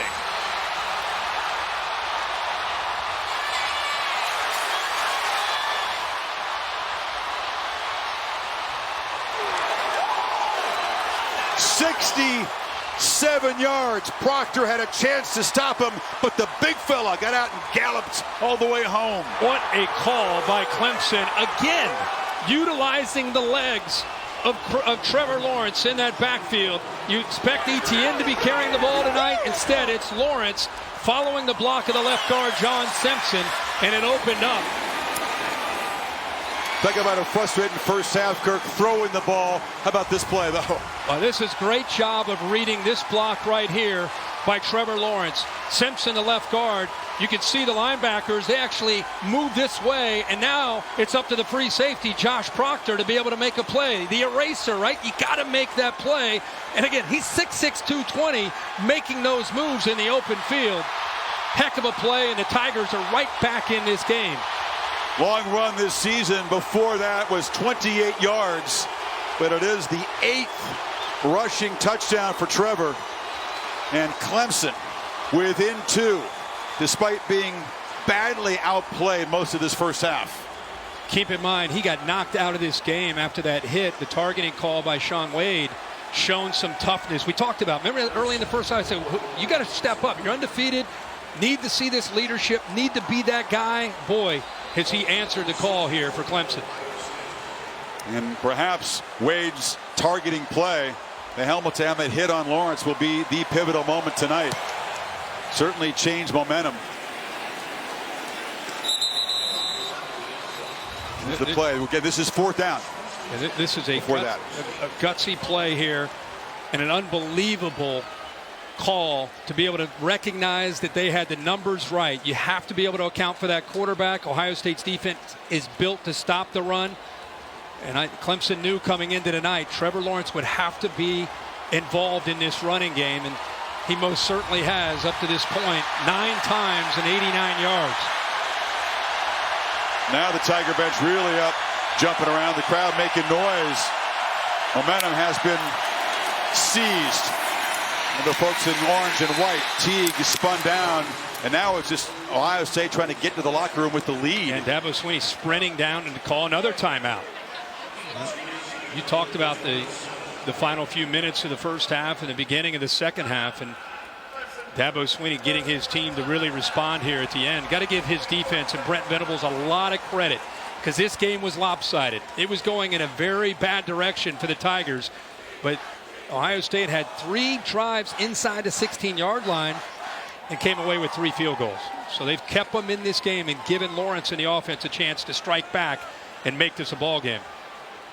They were so dominant early, moving the ball up and down the field, but you just wondered, against a team as explosive as Clemson, you don't take the opportunities, and they proved to be crucial. Now, they can obviously run out the remainder of this clock if they chooses to just run the ball. By calling the timeout, it's kind of forcing their hand, because if they do throw it, you don't get a completion. Yep. It force Ohio State to have to punt the ball here before the break. Well, really, from that targeting call, the pass interference call, boom, this game has flipped. Dobbins has not returned to the game. It's still Teague. They fake it to him, and Fields With that aggressive approach from Day, look at the throw, delivers over the middle into traffic, couldn't find K.J. Hill. There were a bunch of Tigers surrounding the senior. Well, he had K.J. Hill earlier over the middle of the field. He'll be coming from your right. He's looking to his left. Watch K.J. Hill work his way into the middle of that defense. Right there, right there, right there. He ends up throwing it late. Just isn't able to locate him. Once he broke free, he's looking to his left. The interesting decision now for Day. Do you try to throw, make the first down, but perhaps if you don't complete it, give Clemson some time to work with here.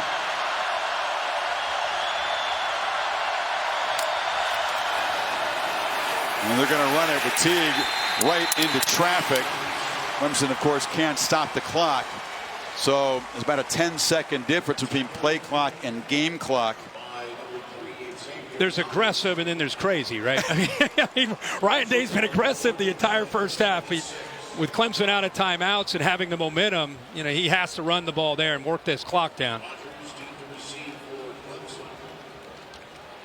Ohio State came out intent to impose itself physically, feel our violence. That was Ryan Day's mantra to the team, and they certainly did all of that, controlling line of scrimmage on both sides of the ball. But then that one targeting call, and you knew eventually, even without T. Higgins, Lawrence was going to find a way to get the team back in the game. Well, what a treat for us and the viewers, because I don't know if you can find two staffs that have proven this year to be better at in-game adjustments than Clemson and Ohio State. And now here we are at a 2-point game, and these staffs are going to go into this locker room, and they're going to have to try to make their adjustments and talk about what's working, what's not working, and it's going to be a treat to see how this plays out. Clemson will get the ball to begin the second half. What's your sense of the message that Jeff Hafley will deliver to his defense? They were so aggressive early. Now you give up. The last thing you expect is Lawrence is going to run 67 yards for a touchdown. Yeah, I mean, they obviously came in maybe thinking that Lawrence might be somewhat of a factor in the running game. Now, clearly, he has been involved a lot, and that's the adjustment. They're going to have to account for QB run and keep doing what they're doing. You just got to execute. I mean, they were playing great for a quarter and a half. They're not going to lose their aggressive approach at all. Chrisman, they came after him. He gets the punt away, and with no returner back there, it'll just bounce and be down at the 23-yard line with 4 seconds before halftime. Well, Capital One rewarding performance takes a look at the evening of Trevor Lawrence, and he's had to show toughness. Among all the attributes, not enough is said about this, but Wade delivers the shot, gets himself ejected from the game. Lawrence returns after missing one play. You can see the look on it. You can see the look on his face, Chris. It was not pleasant, but after that one play, he comes right back in and eventually leads them to a touchdown where ETN scores, and it comes back the next possession and shows you the kind of speed he has and the toughness that he has to be able to be the leader of this team. Remember, he's undefeated as a quarterback. He's a winner. Hasn't lost a game since November 2017, a Georgia playoff shocking loss. Buckeyes rolled to a 16-0 lead. Clemson claims momentum, and the lead is just 2 at halftime. Go to Tom Rinaldi with Ryan Day. Chris, thank you very much. A half you were dominating, up 16-0 in the final minutes run. What changed? Well, we got a couple things that really, the catch in the end zone, that's a touchdown. We didn't score in the red zone. And you talk about a change of events when they threw Sean out of the game. I have not seen that, but you talk about a change in the game. He's out of the game. It's 4th and 15. They get the first down and score. That was a huge change, but that's behind us. So we got to regroup at halftime and come out and play great in the second half. Appreciate the time. Thanks, Rex. Maria. All right, Coach, the momentum started on that sideline, but you're taking it into the locker room. What was the difference in the first half? Well, we just settled down. We really, give them credit. They made some good plays, but, man, we did a poor job of taking care of Clemson. Basic stuff, zone read, the end doesn't squeeze, big play. Another time, we got a guy that comes to the A-gap, no contain, big play. But I tell you, we played good red zone defense, and I think we held them to some kicks. That gave us a chance to kind of settle in right there, and then did a poor job on 3rd and short. We dropped a pass on 3rd down, and so just really didn't play. We gave up that 12 men on the field, so didn't do the things that we need to do on our end. But our guys got the heart of a champion, and you just saw it. So tough start for us.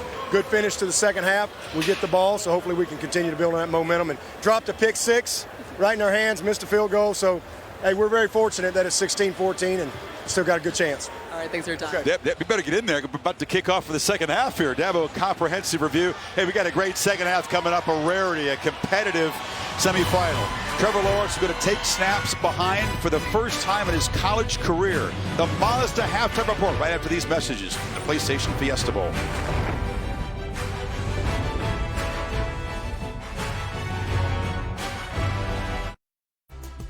Stream your favorite sports, stories, and series with ESPN Plus, Disney Plus, and Hulu. Get all three for just $12.99 a month. The undefeated Buckeyes, the undefeated Tigers for a slot in the championship game. Dobbins off to the races. 68-yard lightning strike. Touchdown Tigers! A game-changing play. 2-point game in Glendale. Welcome back to the College Football Playoff semifinal at the PlayStation Fiesta Bowl.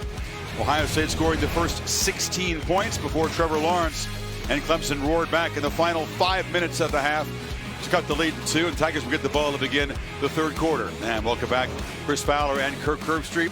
25 minutes of dominance by Ohio State, but some red zone field goals. T. Higgins knocked out of the game for Clemson, but a pivotal penalty, a targeting call on Shaun Wade, turned everything. Yeah, the targeting call, not only do you take Shaun Wade, who's a great player, out of the game, but it gave Clemson life on a 3rd and 15. They end up getting the first down, a pass interference, and a touchdown by ETN. In really the last minute and 35, 2 touchdowns for Clemson, which really tells you how the game changed late in that first half. J.K. Dobbins had a couple of long runs, but also had a couple of dropped passes. With that ankle problem at the end of the half, we'll keep a close eye on that. Let's take another look at the play. Shaun Wade came on the corner. This is an aggressive approach. They were intent on hitting Lawrence early and often. That helmet to helmet, though, drew the flag. There are a lot of people that question the call. They get upset with the call. That's a bad call. Bill, is it a bad call or the right call? It's forcible contact, crown of the helmet, and it doesn't matter that Trevor even dipped down a little bit. You cannot go to the crown of the helmet from your head to your toes on your opponent. It's a targeting foul.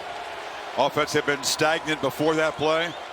97 yards and 10 plays after. And Lawrence and company back in business from the 25. And looking to throw in first down. Zips it across the middle into traffic.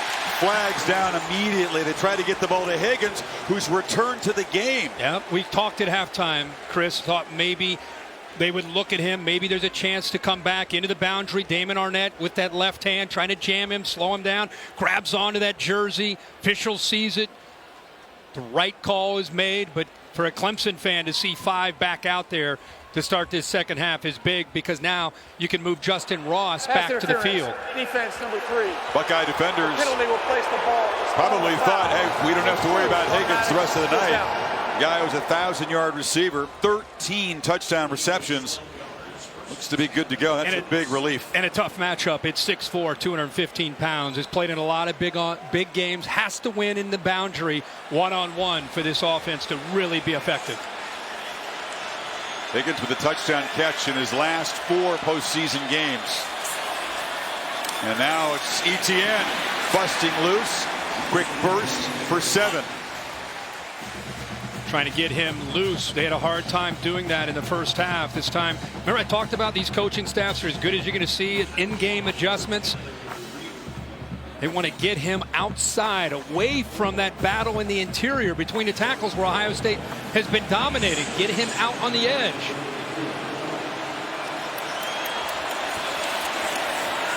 And Lawrence loops his sidelines. Higgins couldn't come up with it. We'd wondered what would it be like and how would he respond if for the first time in his college career Lawrence is going to have to play from behind, trailing in the second half. We're about to see that. Yeah, we sure are. And I think one of the adjustments that Jeff Hafley made, speaking of adjustments, is getting those corners up tighter, jamming T. Higgins, trying to disrupt the timing, and Arnett also up tight. Remember, Reed is in again for Shaun Wade. 3rd and 3. Higgins working against Okudah. A couple of future first rounders, but that time Higgins back in the game, dropped it, and Lawrence was hit again after the throw. Yeah, he sure was. Ohio State brought some pressure, but that's a ball T. Higgins obviously would normally catch. It's a jam and then bail by Okudah. Ball off the hands, thrown to the outside where Higgins can make a play on it. Talking about two future first-rounders going head-to-head. And I think the tight end 25 chalk, his route may have got into the vision of T. Higgins trying to find the ball coming out of the hands of Lawrence. It was tough. Borland who kind of rolled up his back, hitting the lower leg of Lawrence. Spires with the punt, tries to knock it dead, and they are able to keep it out of the end zone. A beautiful kick from the junior Clemson legacy player. The coverage team does its job, and the Buckeyes will be backed up. Maria? We checked in with Clemson officials at halftime and we're told that T. Higgins was never officially ruled out of this game. Now, in the first half, we saw that he did not have his helmet on the sideline. Spent a lot of time with head athletic trainer Danny Poole, just talking with them. And obviously, after further diagnosis in the locker room, he was allowed to come back in this game. Now over to Tom Rinaldi with more on the Buckeyes. Well, Maria, talking to Tony Alford, the running backs coach for the Buckeyes, and with Ryan Day, they said J.K. Dobbins is good to go despite being banged up at the end of that first half. That left ankle now taped. As for Wade being out due to the targeting call that we talked about, Amir Reep is going to have to fill in. Ryan Day said we have a lot of confidence in him. He's played a lot. He's going to have to play some more.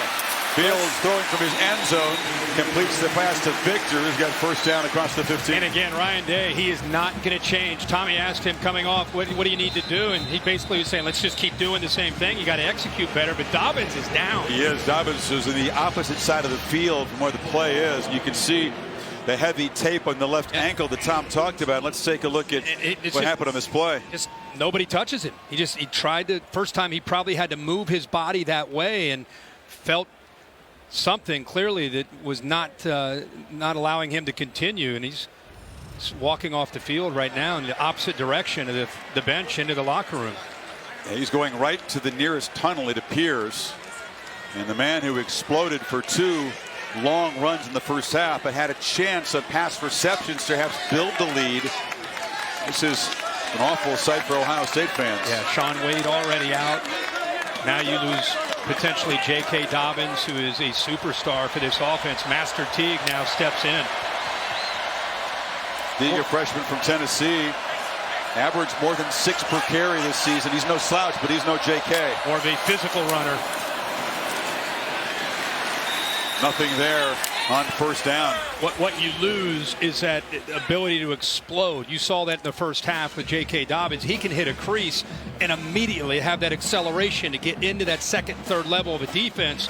You lose that now. Teague's a good back, but not the same at this stage of his career as Dobbins.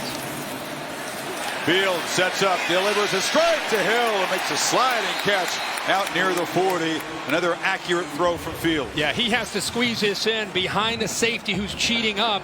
Finds that spot right in the zone, right behind him, and K.J. Hill does a nice job where Fields throws him open into the hole in the zone. 22-yard pickup, and now looking to throw again on first down. It's a sideline route, and Olave goes up, high points the ball, and they'll move to 6 again, the ball at midfield. And a really good job by this offensive line communicating and giving Fields time to throw. You talk to anybody when it comes to defending, going against Clemson's defense, it's can your offensive line communicate, pick up the exotic blitzes and the pressures that Venables will throw at you. They've been holding their own so far most of this game. Wisconsin's defense had some success confusing him, pressuring him in the first half. As Dobbins makes the long walk to the locker room, and Teague filling in for him, gets the handoff and is going to be, well, wrestled down after a very hard-earned 1-yard gain. And that's what I'm talking about. You can see how physical of a runner he is. He ran out of a couple tackles there. Skowski looked like he had him wrapped up. Isaiah Simmons, Nolan Turner came in there. So while you lose that ability to accelerate, you do pick up a guy that can bounce off of some would-be tacklers. Well, if you're Dobbins, without him, you're not sure if Fields' knee is 100%. You got to start throwing. Play call and challenge for Ryan Day. Let's see if they do continue to throw the ball, and they'll run Fields. It's a power straight ahead. It'll set up a 3rd and 6. That's exactly what it is a quarterback power. Wait on that left guard to pull around. Jonah Jackson try to clean that up. I think Ryan Day really calling that play just to give him a more manageable third down. And these receivers with Dobbins down, they've got to continue to make plays and get separation to help Fields out. KJ Hill comes in motion, was slot left. They've looked to him 8 times tonight, targeted 8 times already. Fields trying to escape, but he can't get away. Thought he had some green grass, but Tyler Davis, the defensive tackle, stopped him. It's 4th down. So again, this is what Brent Venables will do. He's going to show you the double blitz here, but then they drop, and they end up bringing Isaiah Simmons off to the left. So it affects the communication, and it makes Fields feel that, and he has to step out to give himself even a chance. But give Venables a tip of the cap there for drawing that one up there on 3rd down. Buckeyes moving 52 yards to flip the field, and now Crispin will try to do what he does very well, which is knock the ball dead and pin Clemson back. It's high with backspin. Rodgers lets it go, and Ohio State turns to execute perfectly as Olave gets down there at the 1-yard line. That's where Trevor Lawrence and the Tigers will take over.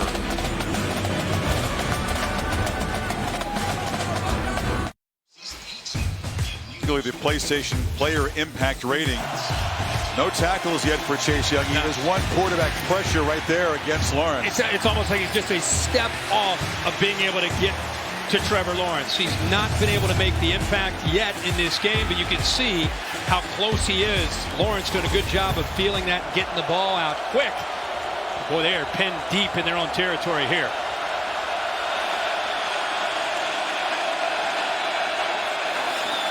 Lawrence from deep in his end zone takes a deep shot downfield, looking for Ross. Okudah, no way. Tough to beat #1, who is a unanimous All-American, the first corner at Ohio State to ever get that honor. 6'1", 200 pounds, can run with any receiver. You can see he was up tight again, drops, bails, and then he locates the ball and keeps his body in great position to keep Ross away from being able to get to the football. And looks like now Ross is out. He landed on his shoulder and was favoring his right arm as he came to the sidelines. Lawrence is rolling on 2nd down, delivers a shot in the flat, and Higgins tries to muscle his way to a 1st down. Reap stopped him just, I believe, a few inches short. Here's another look at the incompletion. Earlier on, it was the net, as Maria reported, that was the problem for Ross, and he kind of is tripped up late. Hands on his shoulder. Didn't look like a lot there, but came off to the field with that right arm hanging at his side. Kind of another one of those fluke injuries, very similar to T. Higgins. By the way, you can't really predict that he would go down from that fall. Higgins showed his physicality and made the 1st down there, so the Tigers some breathing room. Another short throw and catch, and Higgins this time will be corralled very quickly there by Okudah. You know, with Tony Elliott and Jeff Scott calling plays for Clemson, that's usually how they attack. Is they want to stretch you sideline to sideline with a lot of quick throws and a lot of times ETN outside runs, and then stretch you vertically with some shots. But Ross continues to be looked at, and then also run the ball. So it's just a combination of things. They've really yet to get that all going. Lawrence still under 50% throwing, 11 for 23 for a guy who's close to 70% on the season. Here's another run, and he has taken some shots tonight. He spun back into traffic, no fumble. He was down beforehand, and that time Chase Young did make an impact play along with Browning. Going right at Chase Young on the option here. They attack him, but he does a good job of kind of keeping Trevor Lawrence in a guessing game there on the option, and Barrett Browning keeping those linemen off of him, able to get there with his ability to scrape through that traffic. All right, Kirk, here's a big 3rd down play. They need 6 to avoid having to punt it back and perhaps give Ohio State good field position.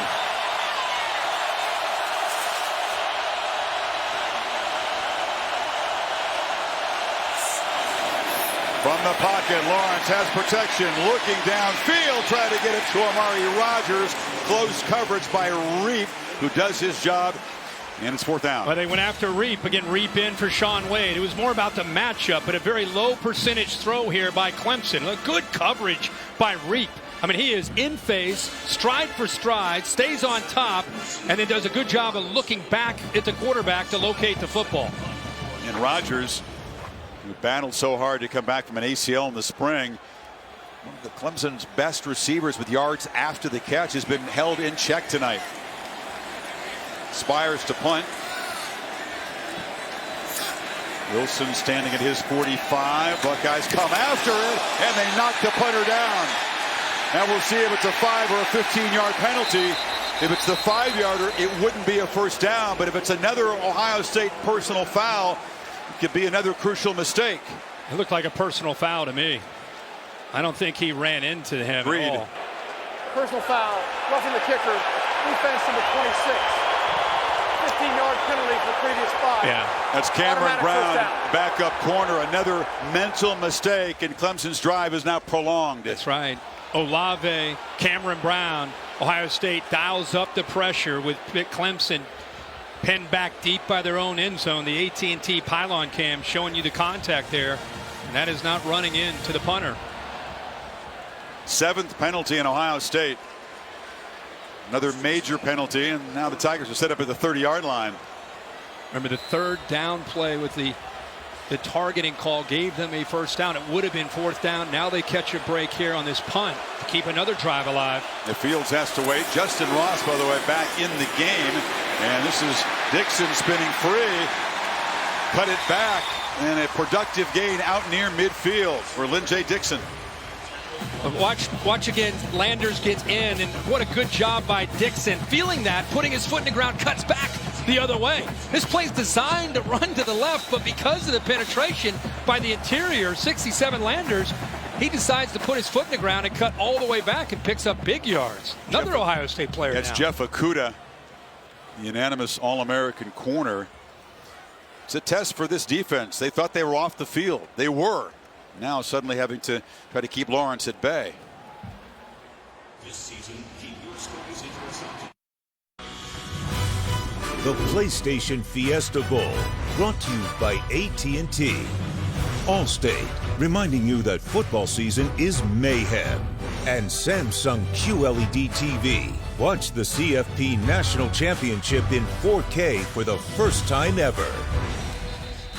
It was just after Clemson's emphatic shutout of Ohio State here 3 years ago that Ryan Day was hired as offensive coordinator, along with Kevin Wilson, brought in to make some changes, and they certainly have to this offense. Wilson and Brent Venables, of course, staff mates for years at Oklahoma. He used to go back and forth on the practice field there. Good news is that J.K. Dobbins came running out and was testing that ankle on the sidelines at the timeout. Okudah is out. We'll see how long he is out. Looked really almost like he was cramping. So it's Cameron Brown, Kirk, on T. Higgins on the far side of the formation. Ross split wide left. He looked left, flipped back in traffic to Etienne. Who slips the tackle? Etienne into the secondary. Knifing to the end zone. Tigers take the lead.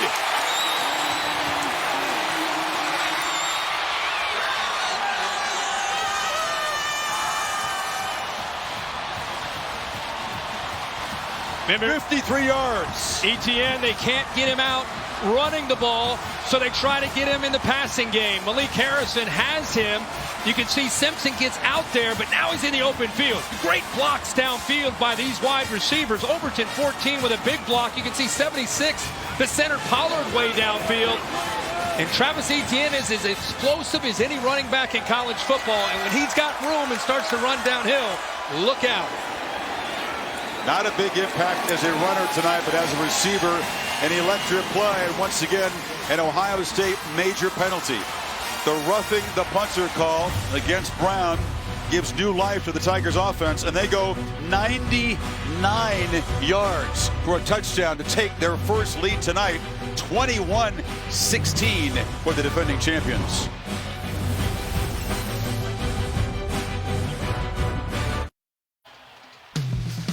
All season long, Curtis Wilson crisscrossing the country, the All-State bus.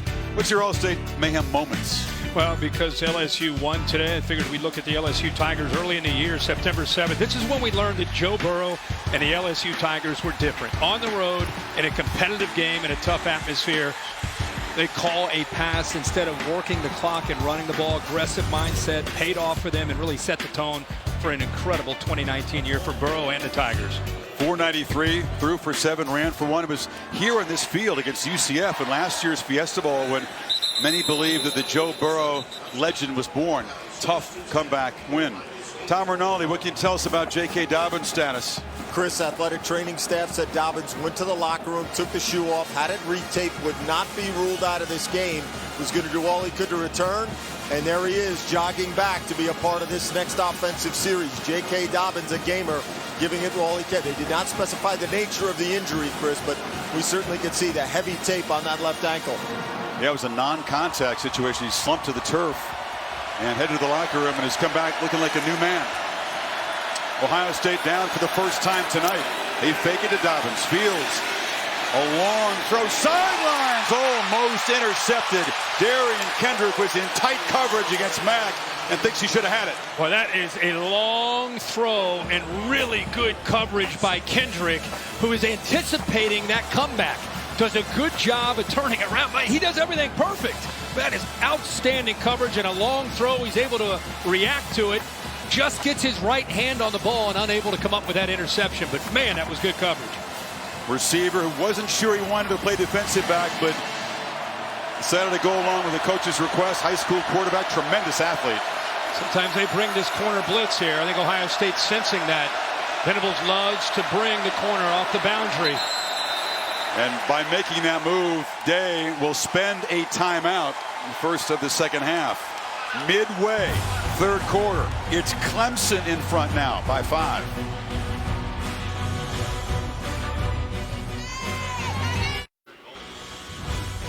College Football Playoff National Championship Trophy presented by Dr. Pepper. Clemson's got a couple of them, trying to make it 3 in 4 years, which would be truly astounding. A lot of work to be done, though. Ohio State taking over at the 25, behind suddenly. What was Ohio State doing in the first half that gave Clemson trouble? Attacking, tempo, getting them on their heels. We've not seen that in the last 3 or 4 possessions. And until they get a first down, it's hard to create that tempo.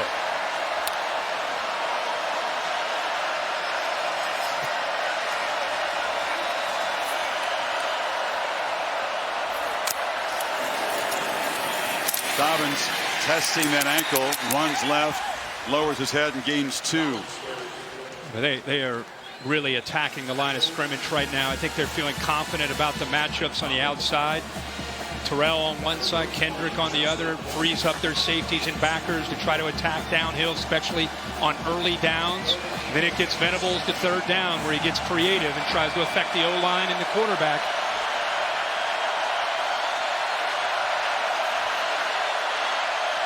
Buckeyes need 8. See a late adjustment on both sides. Here comes the pressure. Fields. He'll be swarmed and sacked. Balin Spector, the backup linebacker, made the play. It's 4th down. Again, we keep talking about how confusing this is. You're going to get pressure from the outside. You're going to get pressure here, and you're going to get pressure delayed here. Watch how this comes around. See the linebacker frees up that time. Spector, who's a great athlete, and he knows on 3rd and long he's got a chance to get to the quarterback, and that time they do. First sack of the year for Spector. Fields had no chance. He came around the offensive lineman and was in his face suddenly. Ohio State, last 4 possessions, 4 punts, 3 and outs. Rogers slipped a tackle. Did he do so again? No, he'll be dragged down at the 27-yard line. NFC's wild card weekend begins Saturday, January 4th. We'll broadcast our wild card game simultaneously on ABC and ESPN for the 5th straight year. Matchup, day and time of the game, that's going to be determined after this weekend's games. Also, it'll be on the ESPN app. Just want to wish Mike Vrabel, former Ohio State Buckeye, current head coach of the Tennessee Titans, all the best. They have a big game this weekend against the Houston Texans. They win that game, they secure a spot in the wild card. So the Tigers now trying to build on the lead. They give it to the touchdown scorer, Etienne, who runs sideways, but Browning wouldn't let him get the corner. Gain is 1. Boy, Baron Browning, he's had a remarkable year. A highly touted linebacker, came in the first couple years, not able to really get on the field much. This year in his new system, he has flourished. Just seems like he's been freed up, making a lot of plays like that, sideline to sideline, with tremendous speed and instincts. Buckeyes' best DB, Jeff Okudah, is back in the game now. right there, backing out. On 2nd and 9, Lawrence gets away from the pressure from it, but he'll be dropped. Davon Hamilton, the man teammates call the Hulk, made the sack.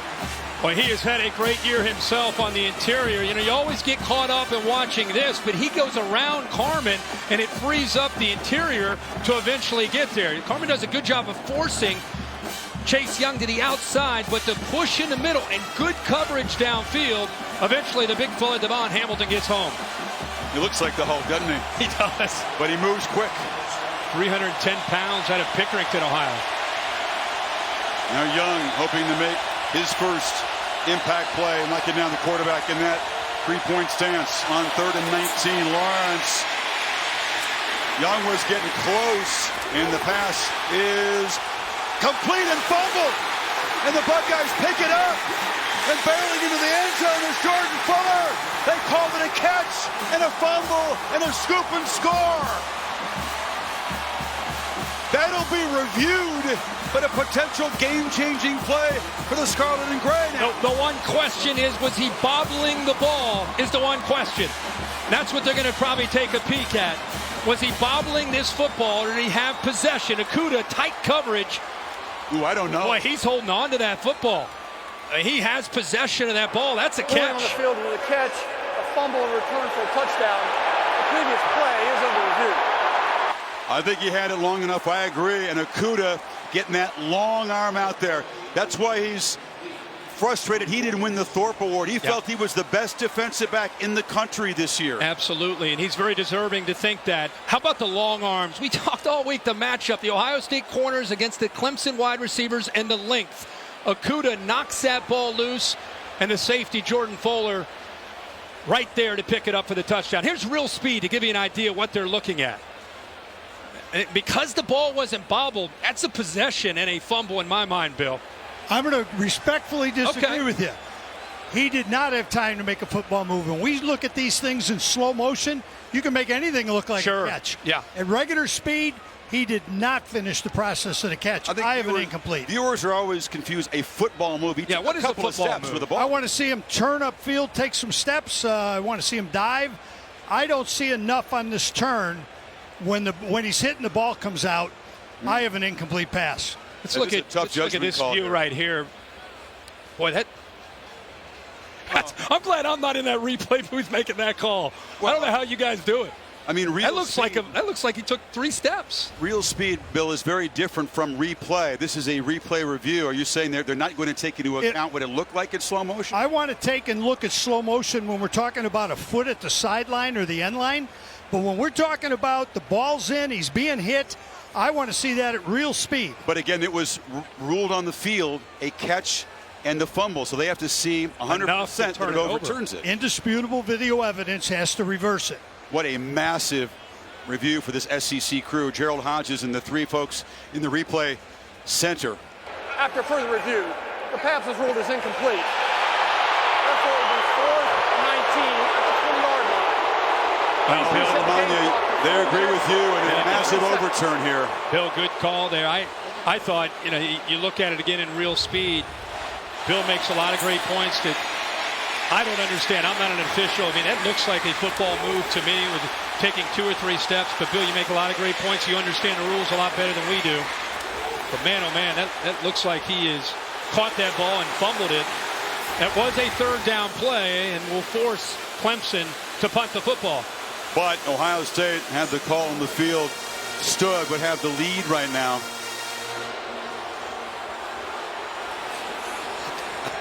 I bet you they don't come after this punt. They roughed Spires the last time. They peel back, and Wilson will have a go. No fair catch, and dances around a short return to the 46. Tomorrow night, a special Sunday night NBA matchup on ESPN and the app. As LeBron and the Lakers host the Dallas Mavericks. Coverage begins at 9 o'clock Eastern time with NBA Countdown, and Mavs-Lakers at 9:30 on ESPN. Is Maria going to jet out there and be involved in advance of the Rose Bowl coverage? Yeah, I hope so. I know, you know, Maria, that LeBron James is kicking up his feet right now, I'm sure, watching this game, cheering on his Buckeyes. Hey, Fowler, actually, I am going right out there. I'm doing countdown from L.A. Hey, Taylor, I knew you could do it. But you're right about LeBron. He sent Beats headphones, by the way, to all the Buckeyes players and kind of advised them to make the most of their opportunity. It's a run all the way, and Fields will fall forward for about 3. More I watched the adjustments we talked about at halftime. Boy, a couple of Clemson players go down. Skalski and the 2 inside linebackers. Chad Smith is down as well. Fields was slow to get up, readjusting that brace. We've seen limited effectiveness with him as a runner tonight. Yeah. He's been more effective throwing the football. But I tell you that you can see the physical nature of this game. What these teams are pouring into this thing, which is everything they've got and then some. And we had guys on both sides go down, try to come back, gritting their teeth big time. And then you see Justin Fields stretching. I think he got cramps, probably trying to stretch the calves out. We're seeing a lot of players are dealing with a lot of things, not just the physicality. Just, you know, we saw Kuda go down with some cramping. Now you see Justin Fields. Skalski's dealing with some stuff. Smith got up and walked off okay. Well, what I started to say was about Venables. We talk about halftime adjustments. What he has done is he's been able to crank up pressure more, attacking the run game, whether it's Dobbins or Fields, leaving corners on islands. Ohio State's going to have to throw the ball. Comes Skalski in. You left to your screen, you see Skalski rolled up right into his partner, yeah. And so Jake Venables, Brent's son, freshman linebacker, is in the game. And Fields steps up, downfield shot, loop ball, and Olave could not fight back through Darian Kendrick. Ohio State fans not getting the flag they've called for there. Yeah, that's what I was just saying. You have to be able to attack downfield. If they're going to play that kind of defense where they're loading up, receivers got to win, you got to get the ball downfield. That's a great matchup with the speed of Kendrick. And, of course, Olave, who's a big playmaker for the Ohio State offense. Kendrick's body in between Olave and the football and unable to cut back to the ball. Not explosive plays in the pass game for Ohio State. The longest play is 24 yards. And now, after failing on their last 5 third downs, they need 8 here. Where's the pressure coming from? It's picked up, and Fields delivers. Intercepted. Simmons dancing down the sidelines, made the key pick, the first turnover of the game. The All-American Butkus Award winner. This is what makes Isaiah Simmons so good, is his range. He plays so many different positions. He's sitting way back here, and eventually he's able to get back into coverage. You'll see the corner blitz come from over here, which is picked up. But watch 11 go to the middle, work his way, follow the quarterback's eyes, and then use that speed, closing speed, to make the interception for the Clemson defense. Eyes it, sees it, feels it, steps in front for the pick. And Simmons, there was the 451st ranked recruit when he came out of Kansas, recruited personally by Brett Venables, has been making plays like that all year for the Tigers defense. Just the second pick of the season for Fields, and it sets up Clemson, and now Joseph Ngata makes the catch, takes a hit, but moves the sticks. Gives you an idea of the depth that they have. They brought in Ngata this year as a true freshman out of California, along with Frank Ladson, another freshman. Very similar builds to T. Higgins and Justyn Ross. He's 6'3", comes up with a great catch using just his hands. And suddenly it's the Ohio State defense that feels like it's on the ropes right now. Clemson spent most of the first half in that position. Tigers trying to stretch the lead here. And Lawrence keeping all the way. Makes a little inside move and then gets the corner and runs away from Harrison and scoots for a nice gain into Buckeye territory. That time they took advantage of Chase Young's aggressive nature to try to rush the quarterback. He tries to get upfield and close, and nobody blocks him. Eventually, Suravinka does, but by then, Trevor Lawrence was able to just get outside of Chase Young, who lost contain there. And Lawrence, who had the big 67-yard touchdown run, is approaching 100 yards on the ground tonight, 86.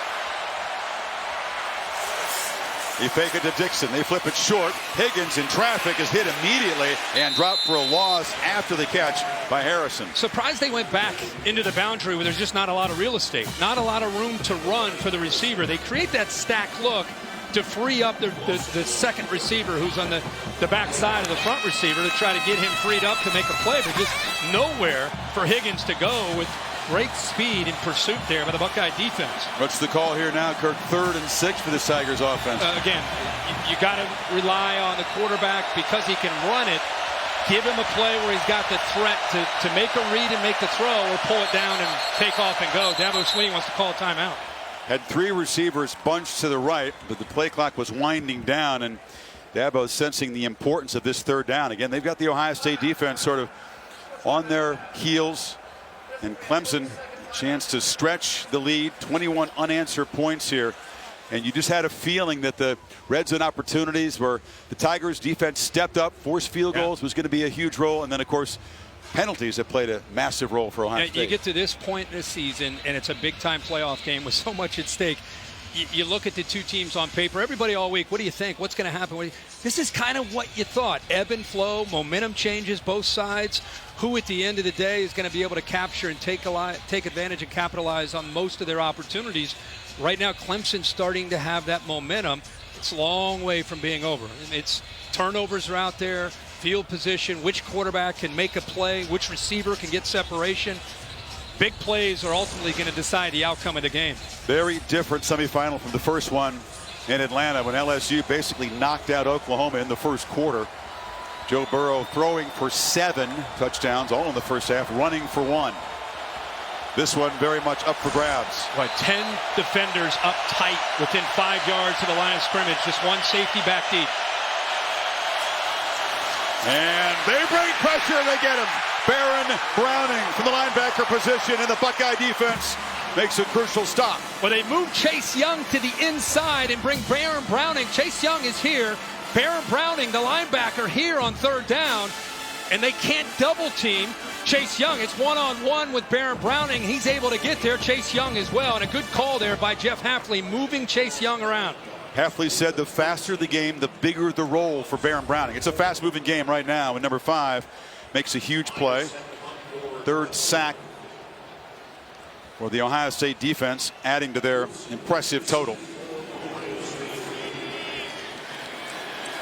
Wilson waiting to punt as Spires rolls out and kicks it rugby style. And it's a dangerous play. The freshman fielding it on the hop up near his head. Knocked out of bounds at the 15-yard line. Of course, all season long, for every field goal and PAT, Allstate makes a contribution to the university's general scholarship fund. Thank you, Allstate. So the Ohio State offense, which has been frustrated, and you pointed out, Kirk, unable to recreate that tempo and the aggression we saw in the first 25 minutes of the game. You know, I know you love the Australian style punting. I thought he might take off there. The Ohio State punt coverage team, watch them. They kind of start to run and take off. Look at the room that he has. I thought he was maybe thinking about taking off and running. Had he, would have made the first down. He would have had a shot. So Fields needs a spark here. Finds Mack in the flat. It's a short gain out near the 25. Kendrick stopped him. Ball underneath. You know, Clemson's been playing a lot tighter with Kendrick and Terrell on their edges. That time with soft coverage, an easy read and throw for Fields. But here comes that tempo. So Fields has to regroup after just his 2nd interception of the season. Finds KJ Hill. The other interception was basically on a trick play that went wrong. So this by far of the biggest interception he's thrown in his college career, and must bounce back right here. Yeah, I think you're right. I think it's more about trying to find that rhythm, and a first down helps you be able to do that. Now Ryan Day, we go back to that chess match with Ryan Day and Brent Venables. He's calling the plays.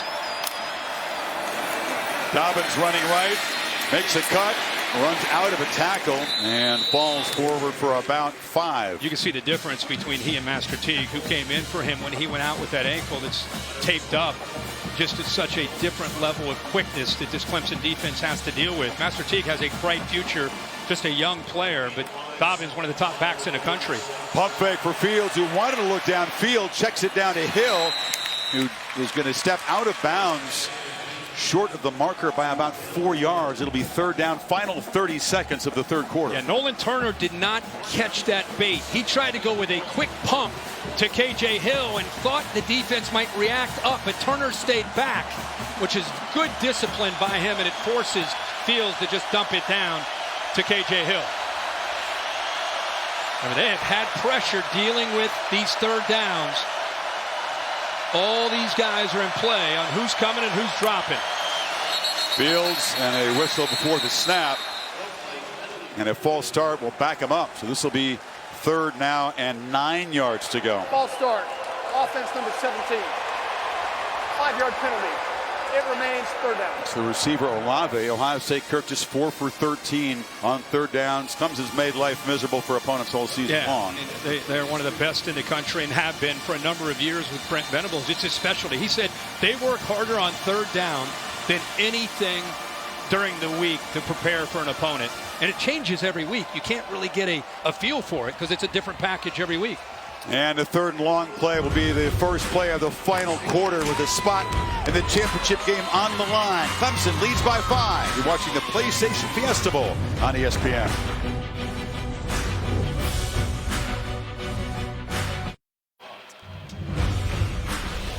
Terrific battle set for the final quarter.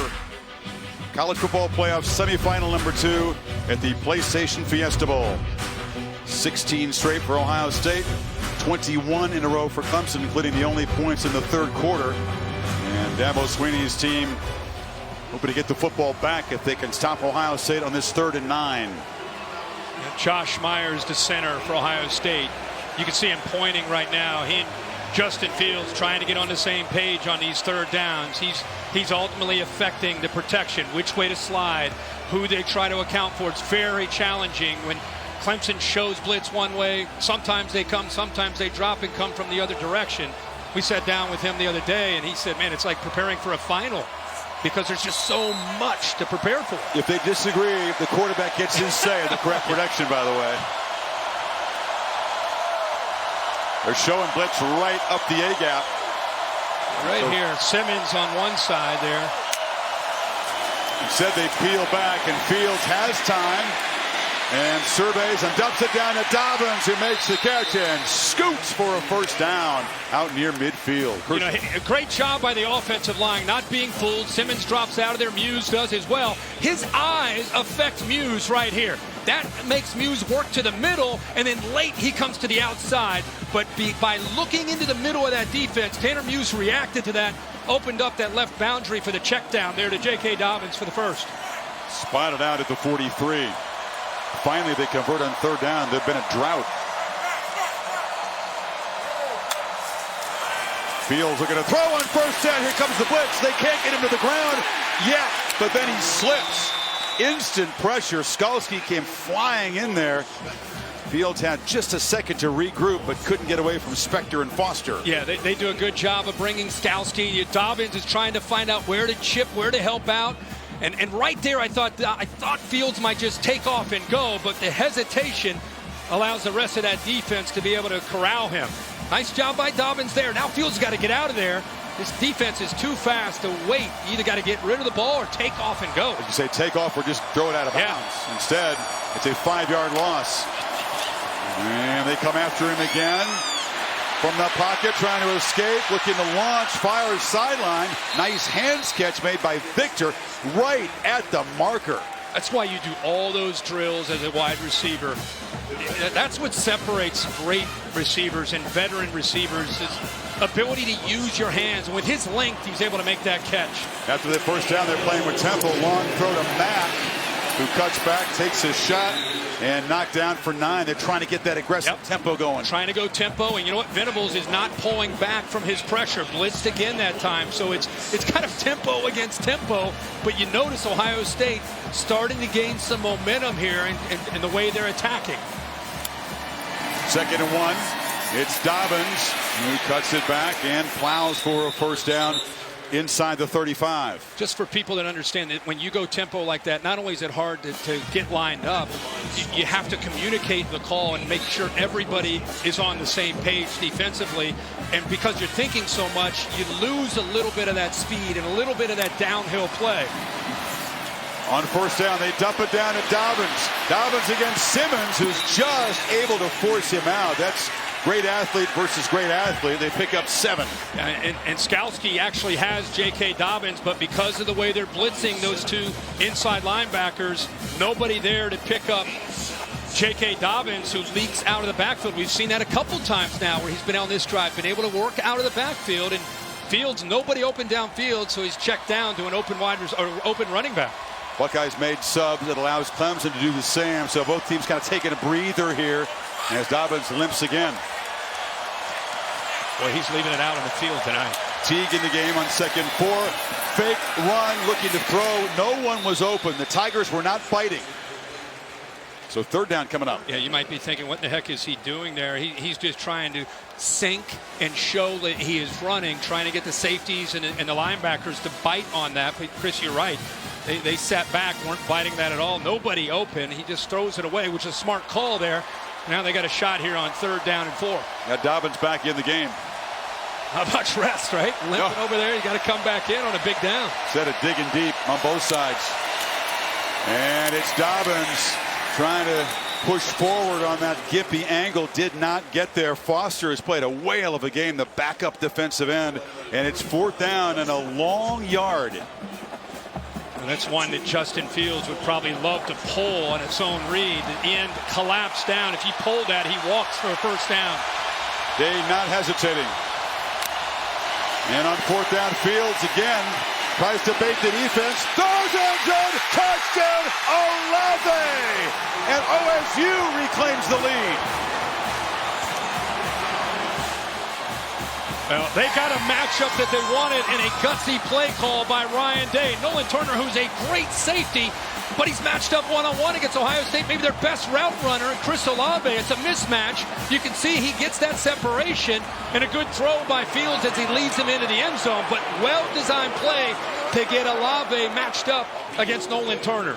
Breaks the 21-point run by Clemson, so a hasty decision there to go for it on 4th down. You tell me Day can spot that mismatch right there and make that call that quick? Wow. Incredible. I think he saw from earlier formations that he might be able to get this matchup and didn't. You notice they didn't hesitate. That was not a look over. They went quickly, and Ryan Day knew exactly what he wanted. He knows he's got a chance. They give him time to make the throw. He does. The Buckeyes take the lead.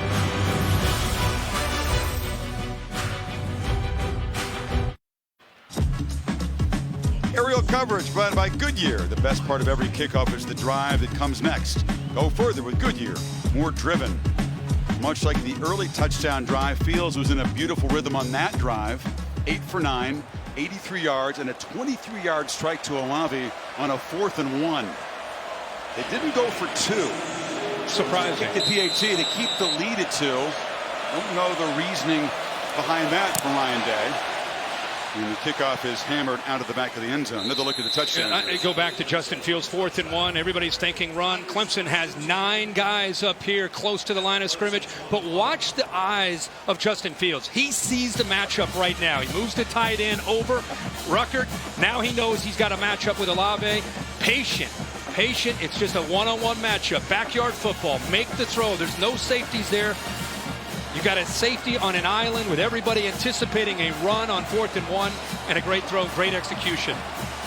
Seeing his ice water in the veins. The sophomore, now Lawrence again. Again, the first time in his career tonight he's had to take snaps as a quarterback behind in the 2nd half. And again, he takes off. Almost another huge play.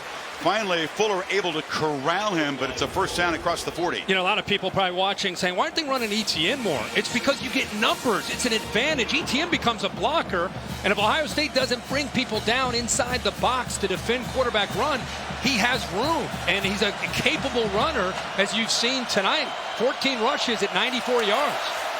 Maybe better than capable. Here he is.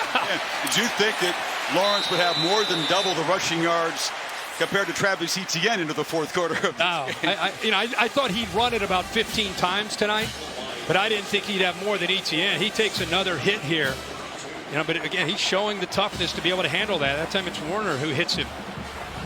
He gets right back up. Well, keep in mind, man, he's 6'6". He's 220 pounds. He's like, it's hitting a tight end. Added about 15 pounds of muscle, much stronger this year to take hits like that. Looking to throw, fires across the middle. Okudah broke it up.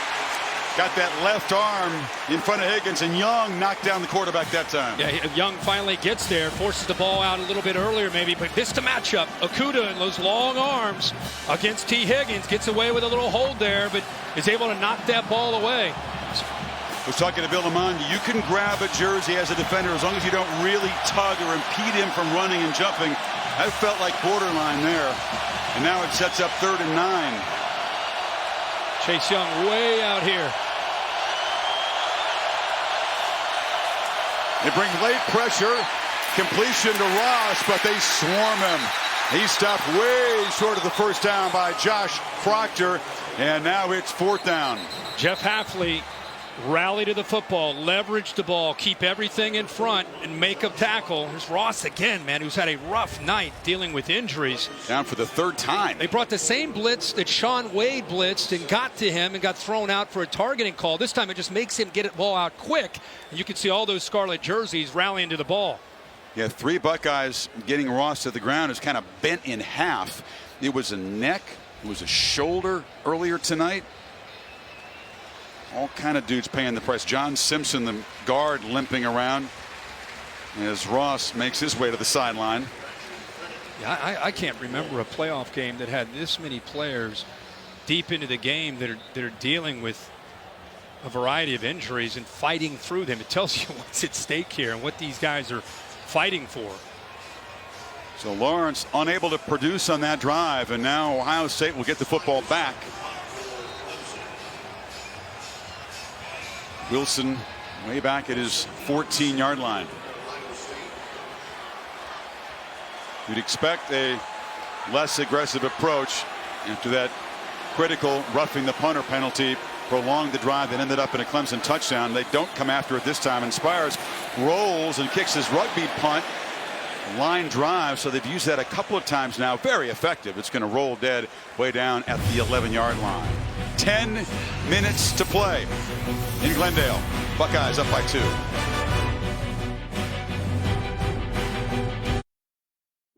The PlayStation Fiesta Bowl, brought to you by PlayStation 4, the best place to play. The Nachos Party Pack from Taco Bell. And Dos Equis, keep it interessante. Please enjoy Dos Equis responsibly. Well, New Orleans is going to be the place to be, of course. Learn about the events and the festivities planned for the CFP's championship campus at collegefootballplayoff.com. Bayou Bengals awaiting the winner of this hard-hitting game. And we're just talking, Kirk, it's a good thing that the winner is going to get 15 days before that championship game because they have spent everything they've got. You're not lying. You put 2 teams that are very aggressive, very confident in who they are and their brand, and they collide. You're going to get this kind of game, a competitive game and a hard-hitting game. Now Ohio State just trying to avoid a mistake, work on the clock, add the lead if they can. But you wonder whether the aggressive approach will continue. They roll, they try to find the tight end that overshot Ruckert. Yeah, Austin Mack got tackled that time by a Clemson defender. Looked like Kayvon Wallace as he was running his route. There's 2 flags that went right at that contact by Wallace. Holding against an eligible receiver, number 12, the defense. 10-yard penalty for previous spot. Includes an automatic first down. On the inside here, he's trying to run around, and Wallace kind of wraps him up, brings him down. You see the official at the top of the screen, grabs his flag right there. Gives the Buckeyes some breathing room. First down now at the 21.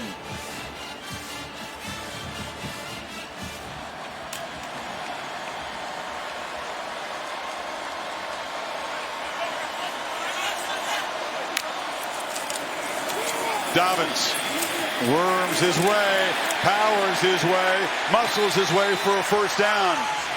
If they can continue to run up the middle, that would make Ryan Day very happy in this situation. You go back to your strength, the interior. Great push by that offensive line that time. Good hard running by J.K. Dobbins, especially considering he's dealing with that left ankle.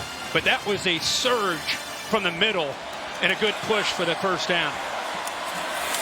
They fake it to Dobbins. Fields has to elude the rush and can't. And he'll take a huge loss as Kayvon Wallace came from the safety spot and knocked him down way inside the 20 now. You know, when you bring this many blitzes, you create one-on-one opportunities. Linebackers are blitzing. Wallace is here. He goes up against the tight end, and watch him be able to work off of that tight end attempted block there in pass protection, a max protection, and he works off of the tight end Ruckert. All those one-on-one opportunities, someone's bound to get free with all that blitzing.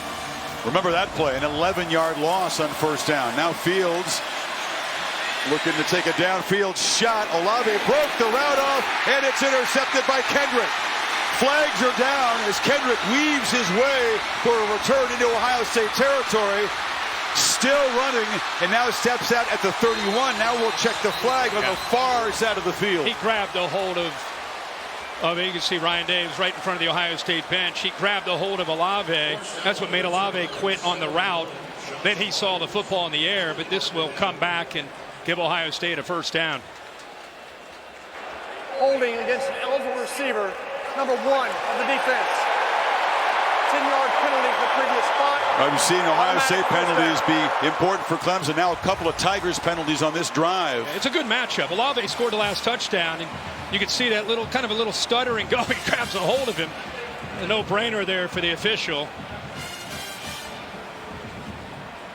A little stutter and go caught Kendrick off guard. All he could do is just grab on there and not give up a potential big play.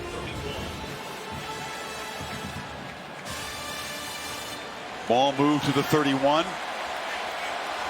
Inside of 8.5 minutes. Dobbins slipped as he made the cut. Dimes forward for a couple. You're dealing with an ankle. I think you're dealing with a slippery surface. I mean, it makes it that much tougher. See the speed of this defense trying to close in on Dobbins, who's got great lateral quickness, even with that ankle. Good shot there of his feet, able to keep his balance and avoid losing 2 or 3 yards. It's a tough track to make a quick cut tonight. We've seen that. We're coming again with pressure. Wallace has had success getting in. A.J. Hill comes back in motion. They bring the pressure. Fields fires near side, going up and making the catch as Garrett Wilson and the freshman from Austin's made a big impact tonight. I'll tell you, man, you got to be really impressed with any quarterback that faces a Clemson defense. You know you're going to get hit. And for him to sit in that pocket as poised as he has been, knowing that he's waiting on the receiver to try to get open and deliver the football, knowing as soon as he throws it, boom, he's going to get hit. 3rd and 1.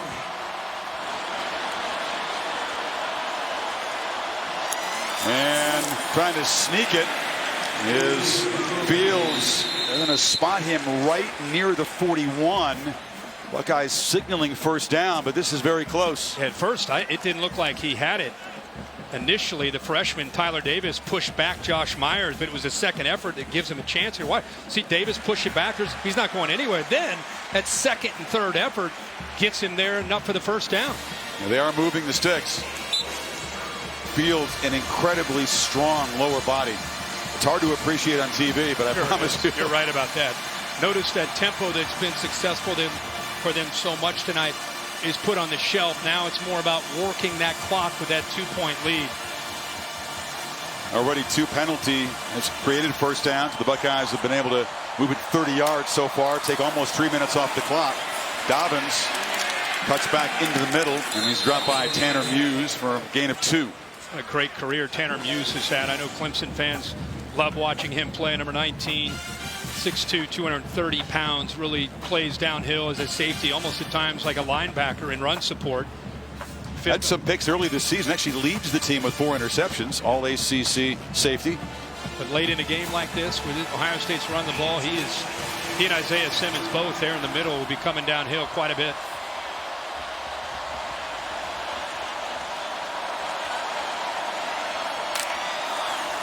Fields fires, catch made, Mack first down. They'll keep the drive alive and move it to the Tigers 45. Again, good job by Fields. He knows that Tanner Muse is coming from his blind side right there. We just talked about 19. Sits in there, throws the ball accurately, looks to the strong side where he knows he has a favorable matchup in zone. And Austin Mack continues to have a big night for the Ohio State passing game.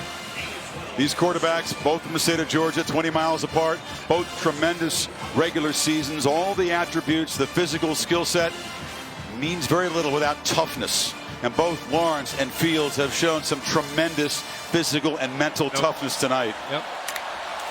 First down. Dobbins cuts it back. Dobbins just tripped up by Simmons, who saved a huge gain. Yeah, it was one-on-one with Tanner Muse and J.K. Dobbins. If Isaiah Simmons' shoestring tackle doesn't come through for Clemson, the cutback right here, the vision gets back, and then right there, Isaiah Simmons. Otherwise, Tanner Muse right there is the only defender left between Dobbins and that goal line. It was screened off somewhat by an official there, too. So the long arms of Simmons, a crucial tackle. Still a 6-yard gain on first down, though. Buckeyes can snap it this time about the 5-minute mark. Dobbins again trying to get wide and cutting it back for a loss of 1. Foster stopped him 3rd and 5 now. A nice job of slanting that same direction that Dobbins was going. Just nowhere for Dobbins to try to find that crease and make that cutback. Here we go again with a big 3rd down. Oh, yeah. If the Buckeyes can't make 5 of the decision to make, perhaps give the football back to Trevor Lawrence with a chance to win the game in the closing minutes. Ryan Day and Justin Fields have been aggressive. They found matchups. Fields, bubble screen. Mack makes the catch, will not make the yardage. Chad Smith knocked him down. And it's 4th down, ball just inside the Clemson 40. And you go back to whether or not they should have gone for 2 to try to get it to a 3-point lead. They're sitting on a 2-point lead. Affects the strategy of what you're doing on both sides of the game. A field goal, if Clemson were able to get the ball, obviously would win the game instead of potentially tying it. Drew Chrisman, tremendous punter. Punting is not a big part of the Ohio State season. They've been so effective scoring. And now, is it going to be a fake? He runs up like he's going to take the snap under center. Remember the pass that he threw against Wisconsin? And just trying to bait the Tigers into jumping offside here. That was exciting for a second. It was. He sold it with the aggressive approach there for sure. He came charging up under center, but Clemson was not going to buy it. You jump offside there, Ohio State would have had a first down and a chance to chew on more clock. As it is, he'll take the 5, back it up, and now Crispin will try to pin Lawrence back deep. You saw Dabo Sweeney talking to the official. I think it had everything to do with him giving that hard count. Quarterbacks cannot give that hard count. Crispin was given that hard head count, trying to draw the defense off. Empty possession for Ohio State with an asterisk because they took more than 6.5 minutes off the clock by moving the ball 45 yards. Those 2 defensive holding penalties on Clemson were important as well.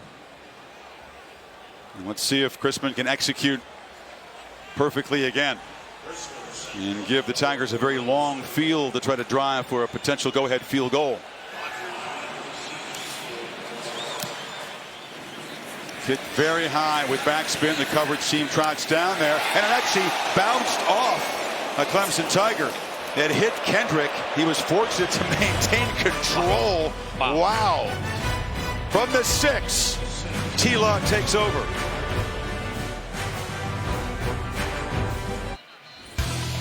Take a look at AT&T's best performance. Justin Fields has been efficient tonight throwing the football. Yeah, very efficient at times. He's had to keep some plays alive. This gives you an idea really of the night. Watch this to the far right. Vision, recognizing coverage, dropping, comes underneath, patiently reading that coverage. This is, of course, recognizing it on 4th and 2. Gets a one-on-one matchup. that Olave wins against Nolan Turner for the go-ahead touchdown. And now how great is this? Tigers take over. Trevor Lawrence, who hasn't lost a game as a quarterback since he was in high school 25 months ago.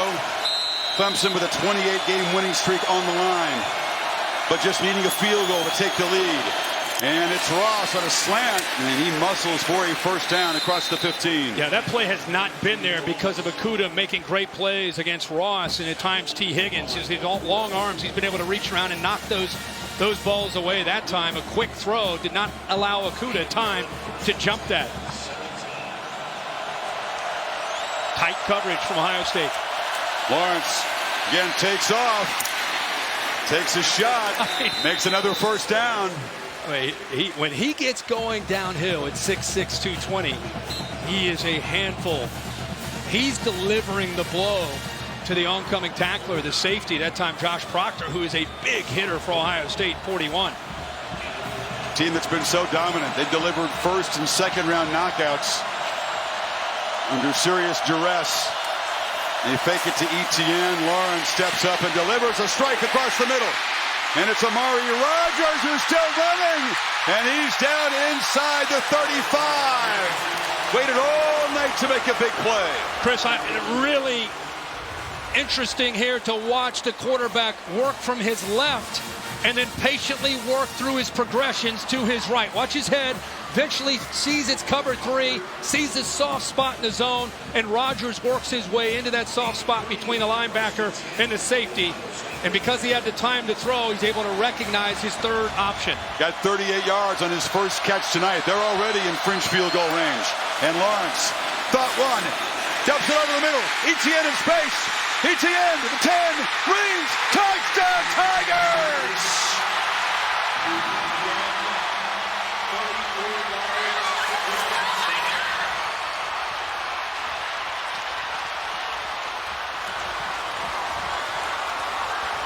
A championship drive from the defending champs. He's been running and running, and what does that do to the linebackers? They're going to come up to stop that quarterback run game. See him up here? Here is Etienne. He just sneaks behind that. Look, well designed, and there's Etienne in the open field again, where he's so dangerous. And unlike Ryan Day, who did not go for 2, Dabo Swinney up 4. Has the offense on the field. Now they weren't quite ready to execute the 2-point conversion. There was some confusion, so they have to spend a timeout. But meanwhile, Travis Etienne has made an impact more as a receiver tonight. His second touchdown as a pass. Can't get him going running the football, so they've had to turn to throwing it to him. And a couple times now he's been able to get out in space and do damage. But a great call by Clemson at the right time after all the quarterback runs. They hit him with a play action.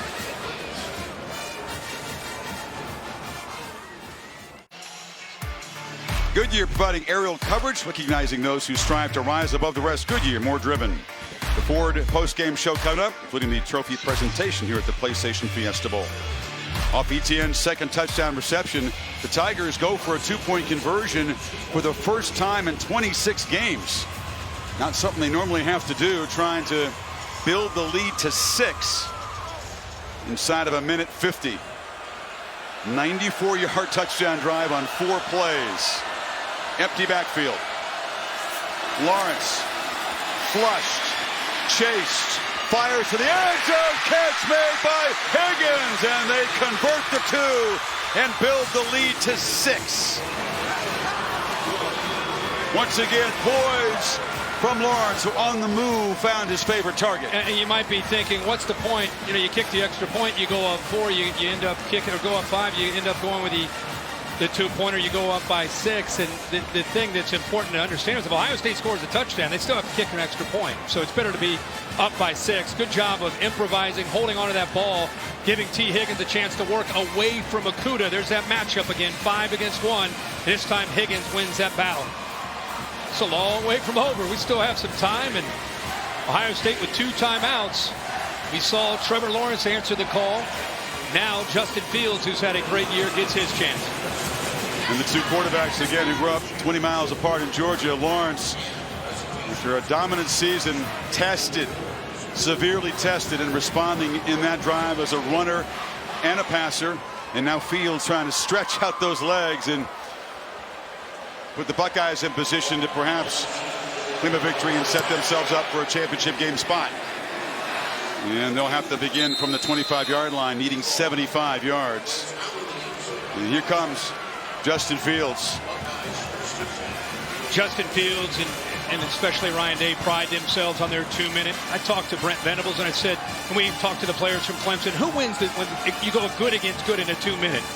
And it sounds like the Clemson defense wins more than they lose when they go against their own offense, good against good. Now they face Justin Fields. So it's strength against strength with 1:49 to go. Dobbins to Fields right.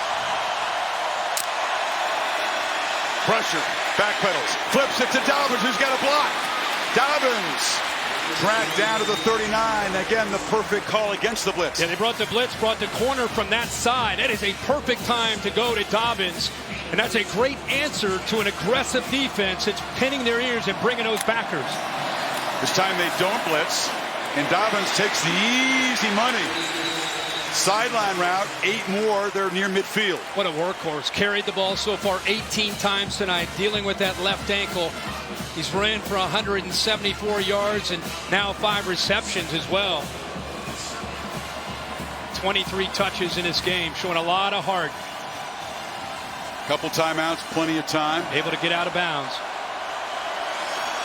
2nd and 1. Do they perhaps take a downfield shot? They're thinking about it.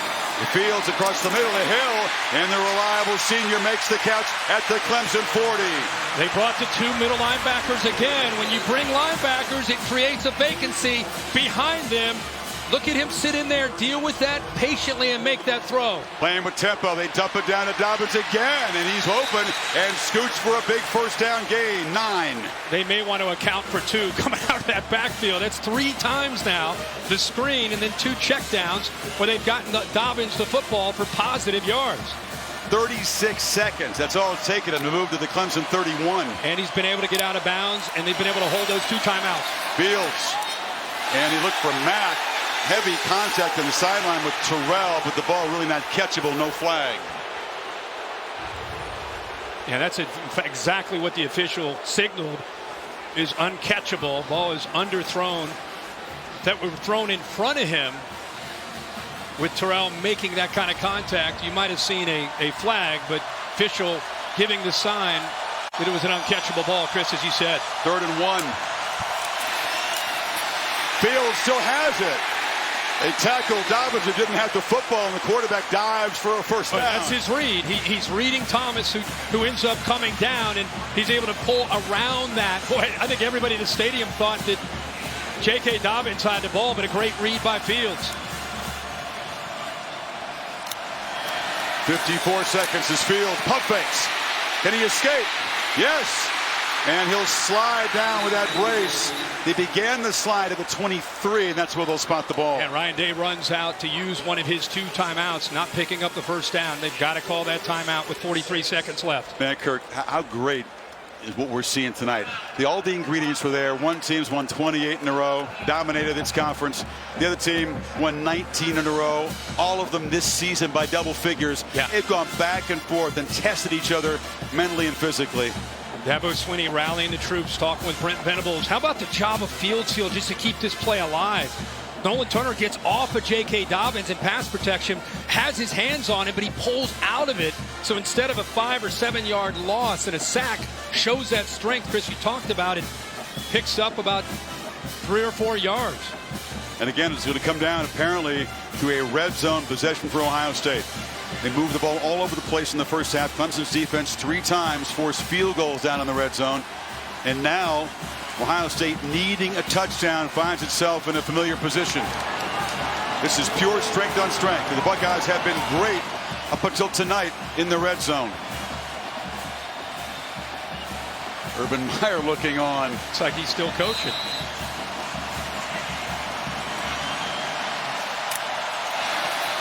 Second down, Fields scans downfield, fires to the end zone. It's intercepted. Picked off by Nolan Turner. And the Tigers are not going to be dethroned tonight. They'll punch their ticket to New Orleans. Olave fell down. It was easy for Turner. I think Olave miscommunicated with Fields.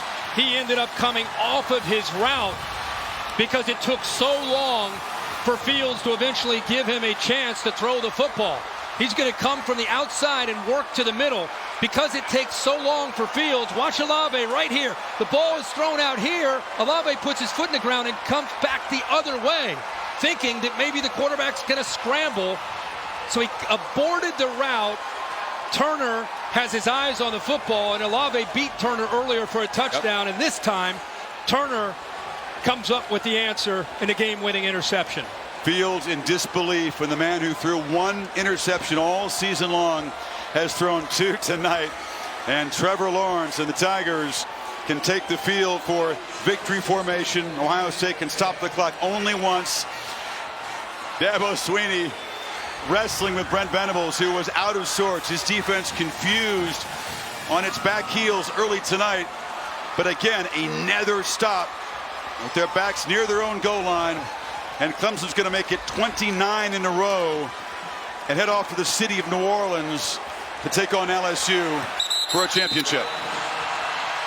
One of those games you almost feel like you hate to see either team lose. These teams left their heart on this field. They played great. Both teams dealt with adversity. Both teams dealt with momentum that was for them and against them. They just kept fighting to the end. And it comes down to one of the last plays of the game where Fields, as you said, one interception all year. He and Olave have had a big night. They had a touchdown earlier and just not quite on the same page, and Clemson wins.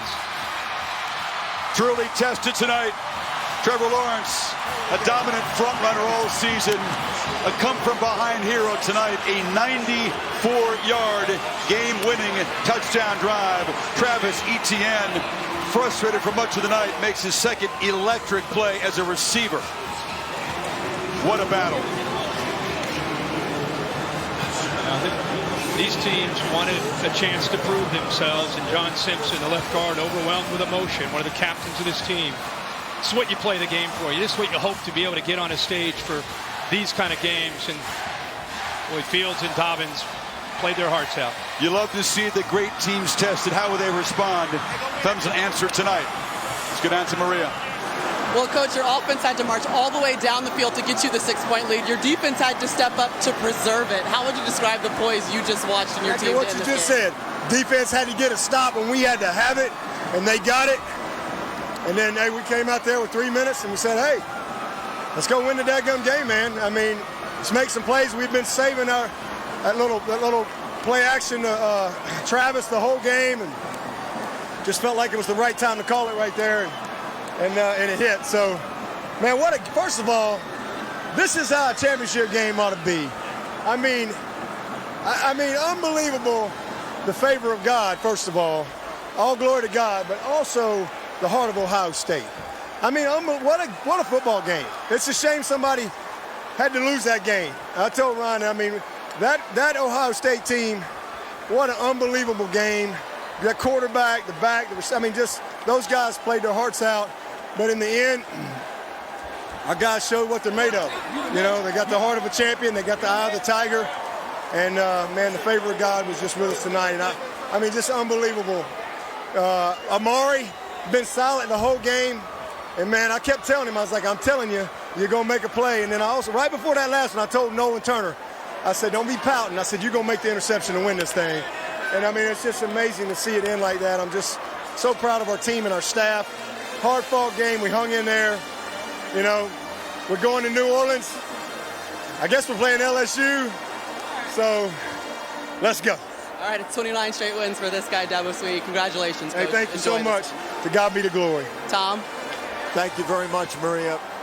Trevor, as we stood here, you just looked around, shook your head, trying to process what had just happened.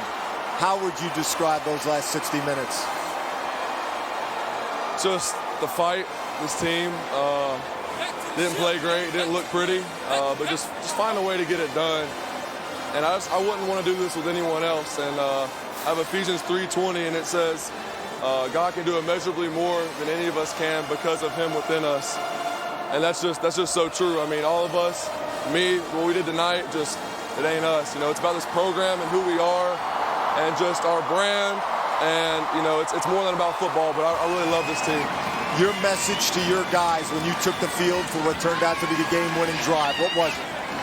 Let's go win it.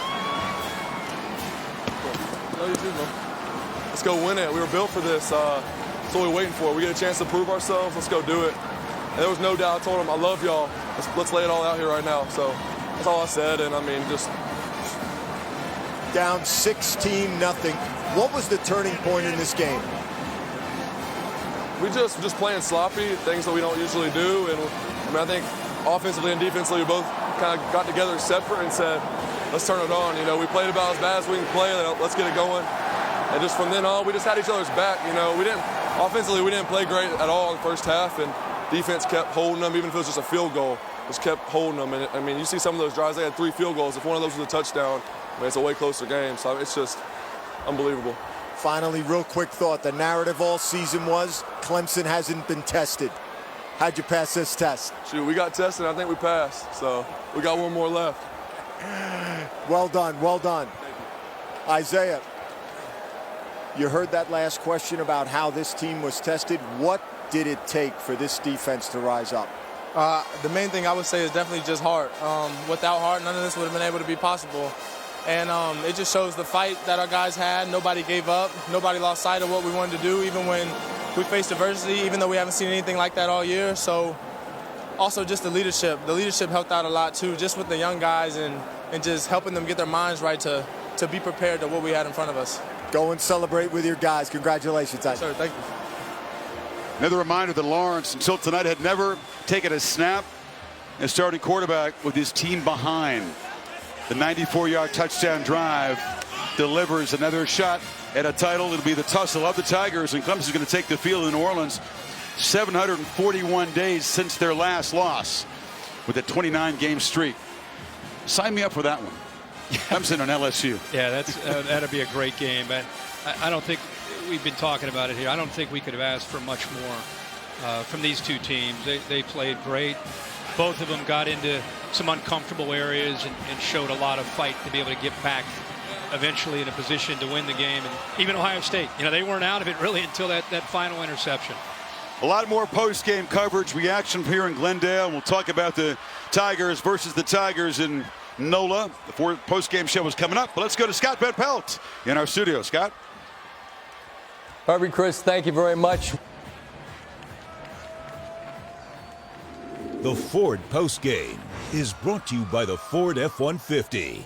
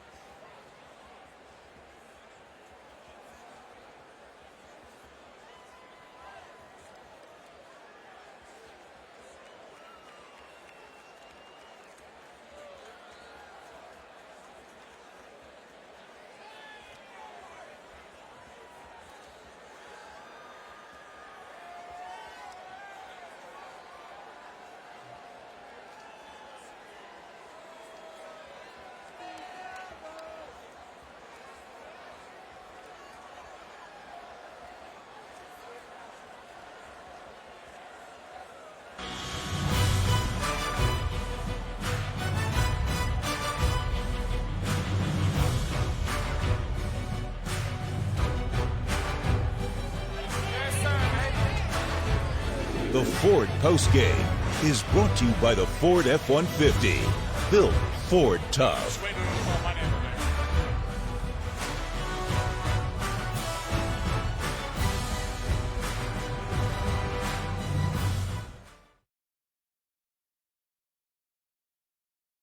Postgame.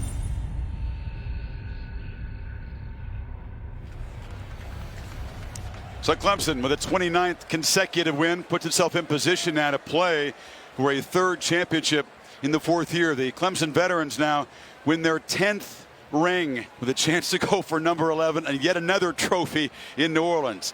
Pretty nice trophy about to be presented right now. Let's go to Reese Davis. Good evening, everybody, and what a football game we just saw. Hard-hitting, tough, and Clemson assumes a place it's been a lot on a trophy stand right now. Here to present the trophy for winning the PlayStation Fiesta Bowl and representing the Fiesta Bowl is the chairman of the board, Patrick Barkley, the executive director, Mike Neely, and here representing PlayStation is the senior vice president of global marketing, Eric Lempel. So let's hand out some hardware to some guys who are used to getting it. What do you say, Patrick? That'd be wonderful. On behalf of the College Football Playoff and the PlayStation Fiesta Bowl, congratulations to both teams. It was a wonderful game. It is our honor to present this PlayStation trophy to Dabo Swinney and the Clemson Tigers.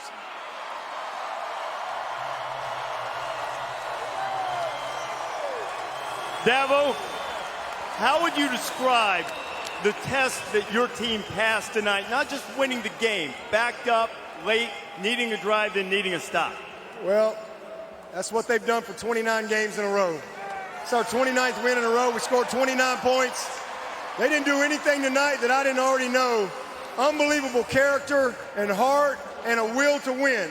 And that's the one thing I told them is they can prepare for what we do, but not who we are. Our heart would win out in the end. 94-yard drive to win it. We got to stop right there. And let me just tell you, Ohio State was amazing. What an amazing team, an amazing challenge. But this football team tonight showed what the heart of a champion looks like. To win 29 in a row, you got to have something to you, and you saw what they're made of tonight. Unbelievable game. Probably got some pretty good ratings on TV, but let me just tell you, to God be the glory, every single bit of it. I want you to take me inside what you were thinking when the final pass was in the air, headed toward your end zone, win or lose, and Nolan Turner makes a play. Well, I'll tell you exactly what I was thinking. I told Nolan right after we scored, I said, that's why you don't put your head down. It ain't over. And I said, you're going to get the interception to win this game. That's what I told him. So I was looking for him to make the interception. Dabo, congratulations going for your second straight national championship, third in 4 years. Congratulations, my friend. All right. Hey, let's hand out some individual awards to the players of the game. Offensive player is Trevor Lawrence. And no big surprise here, Trevor Lawrence, the offensive player of the game. Trevor, congratulations. What changed in this game after you took the big hit? You were down, you were out of play, and when you came back, it was as if that the hit made you angry or something.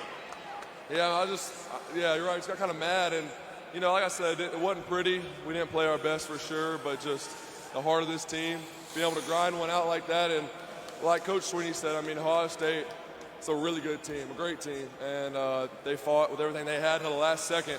So hats off to them, but just this will that this team has, the love we have for each other, I had no doubt, but it's really cool to see us be able to pull one out like that. Man, you were dual threat all night, and particularly on the final drive, too. Take me through the last couple of plays on that drive.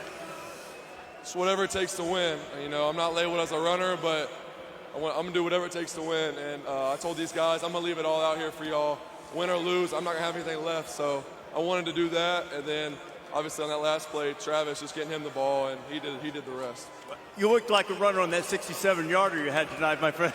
Congratulations. Great performance tonight again from Trevor Lawrence, but the defense had to come up big, too. Absolutely. Defensive player of the game is Chad Smith. Chad Smith. Come on in here, Chad. 12 tackles tonight. What was it like for you? Dabo said he knew you were going to get the stop at the end. What was it like for you guys on that last drive? Oh, man, hats off to Ohio State. They got a good plays on us a few times, and we just had an unending belief, this team. We knew we were going to get that stop at the end, and we just believed in each other, and we got it done. What does this say about this team now? An opportunity to go back-to-back national championships, perhaps win your third in 4 years. Coach Swinney has a saying, it's only unthinkable if you don't think it. So, I mean, we have a belief in this team. We believe in each other. We care about each other. And you know, it's crazy. It's unreal. We're going back to another natty. It's unbelievable. It's not unbelievable because you guys do this a lot. Congratulations, Chad. A tremendous performance tonight and all kinds of things at stake. The #1 seed against the #3 seed for the national championship, but that can wait as Clemson celebrates this tremendous victory tonight against Ohio State. Chris. Reese, thank you. It's a unique position in sports. You get a trophy, you get some rings, you get some confetti in your hair, but the job is far from done. You just put yourself in position to go after the ultimate victory. There were 3 dominant teams in the sport this year. LSU took care of business. We saw the 2 battle tonight. And all 3 played that way tonight. They had separated themselves coming into today, and all 3 played like champions today. Dabo, we said it even before he came on. Really, it's tough to see any team lose this game the way they battled, but Clemson deserves it. They showed the heart of a champion and made the play there at the end to win the game. A couple weeks and a couple days to regroup. Clemson will be underdogs again. LSU an early field goal favorite in the Superdome. Much more post-game coverage, and Scott Pelt will rejoin you right after this quick break.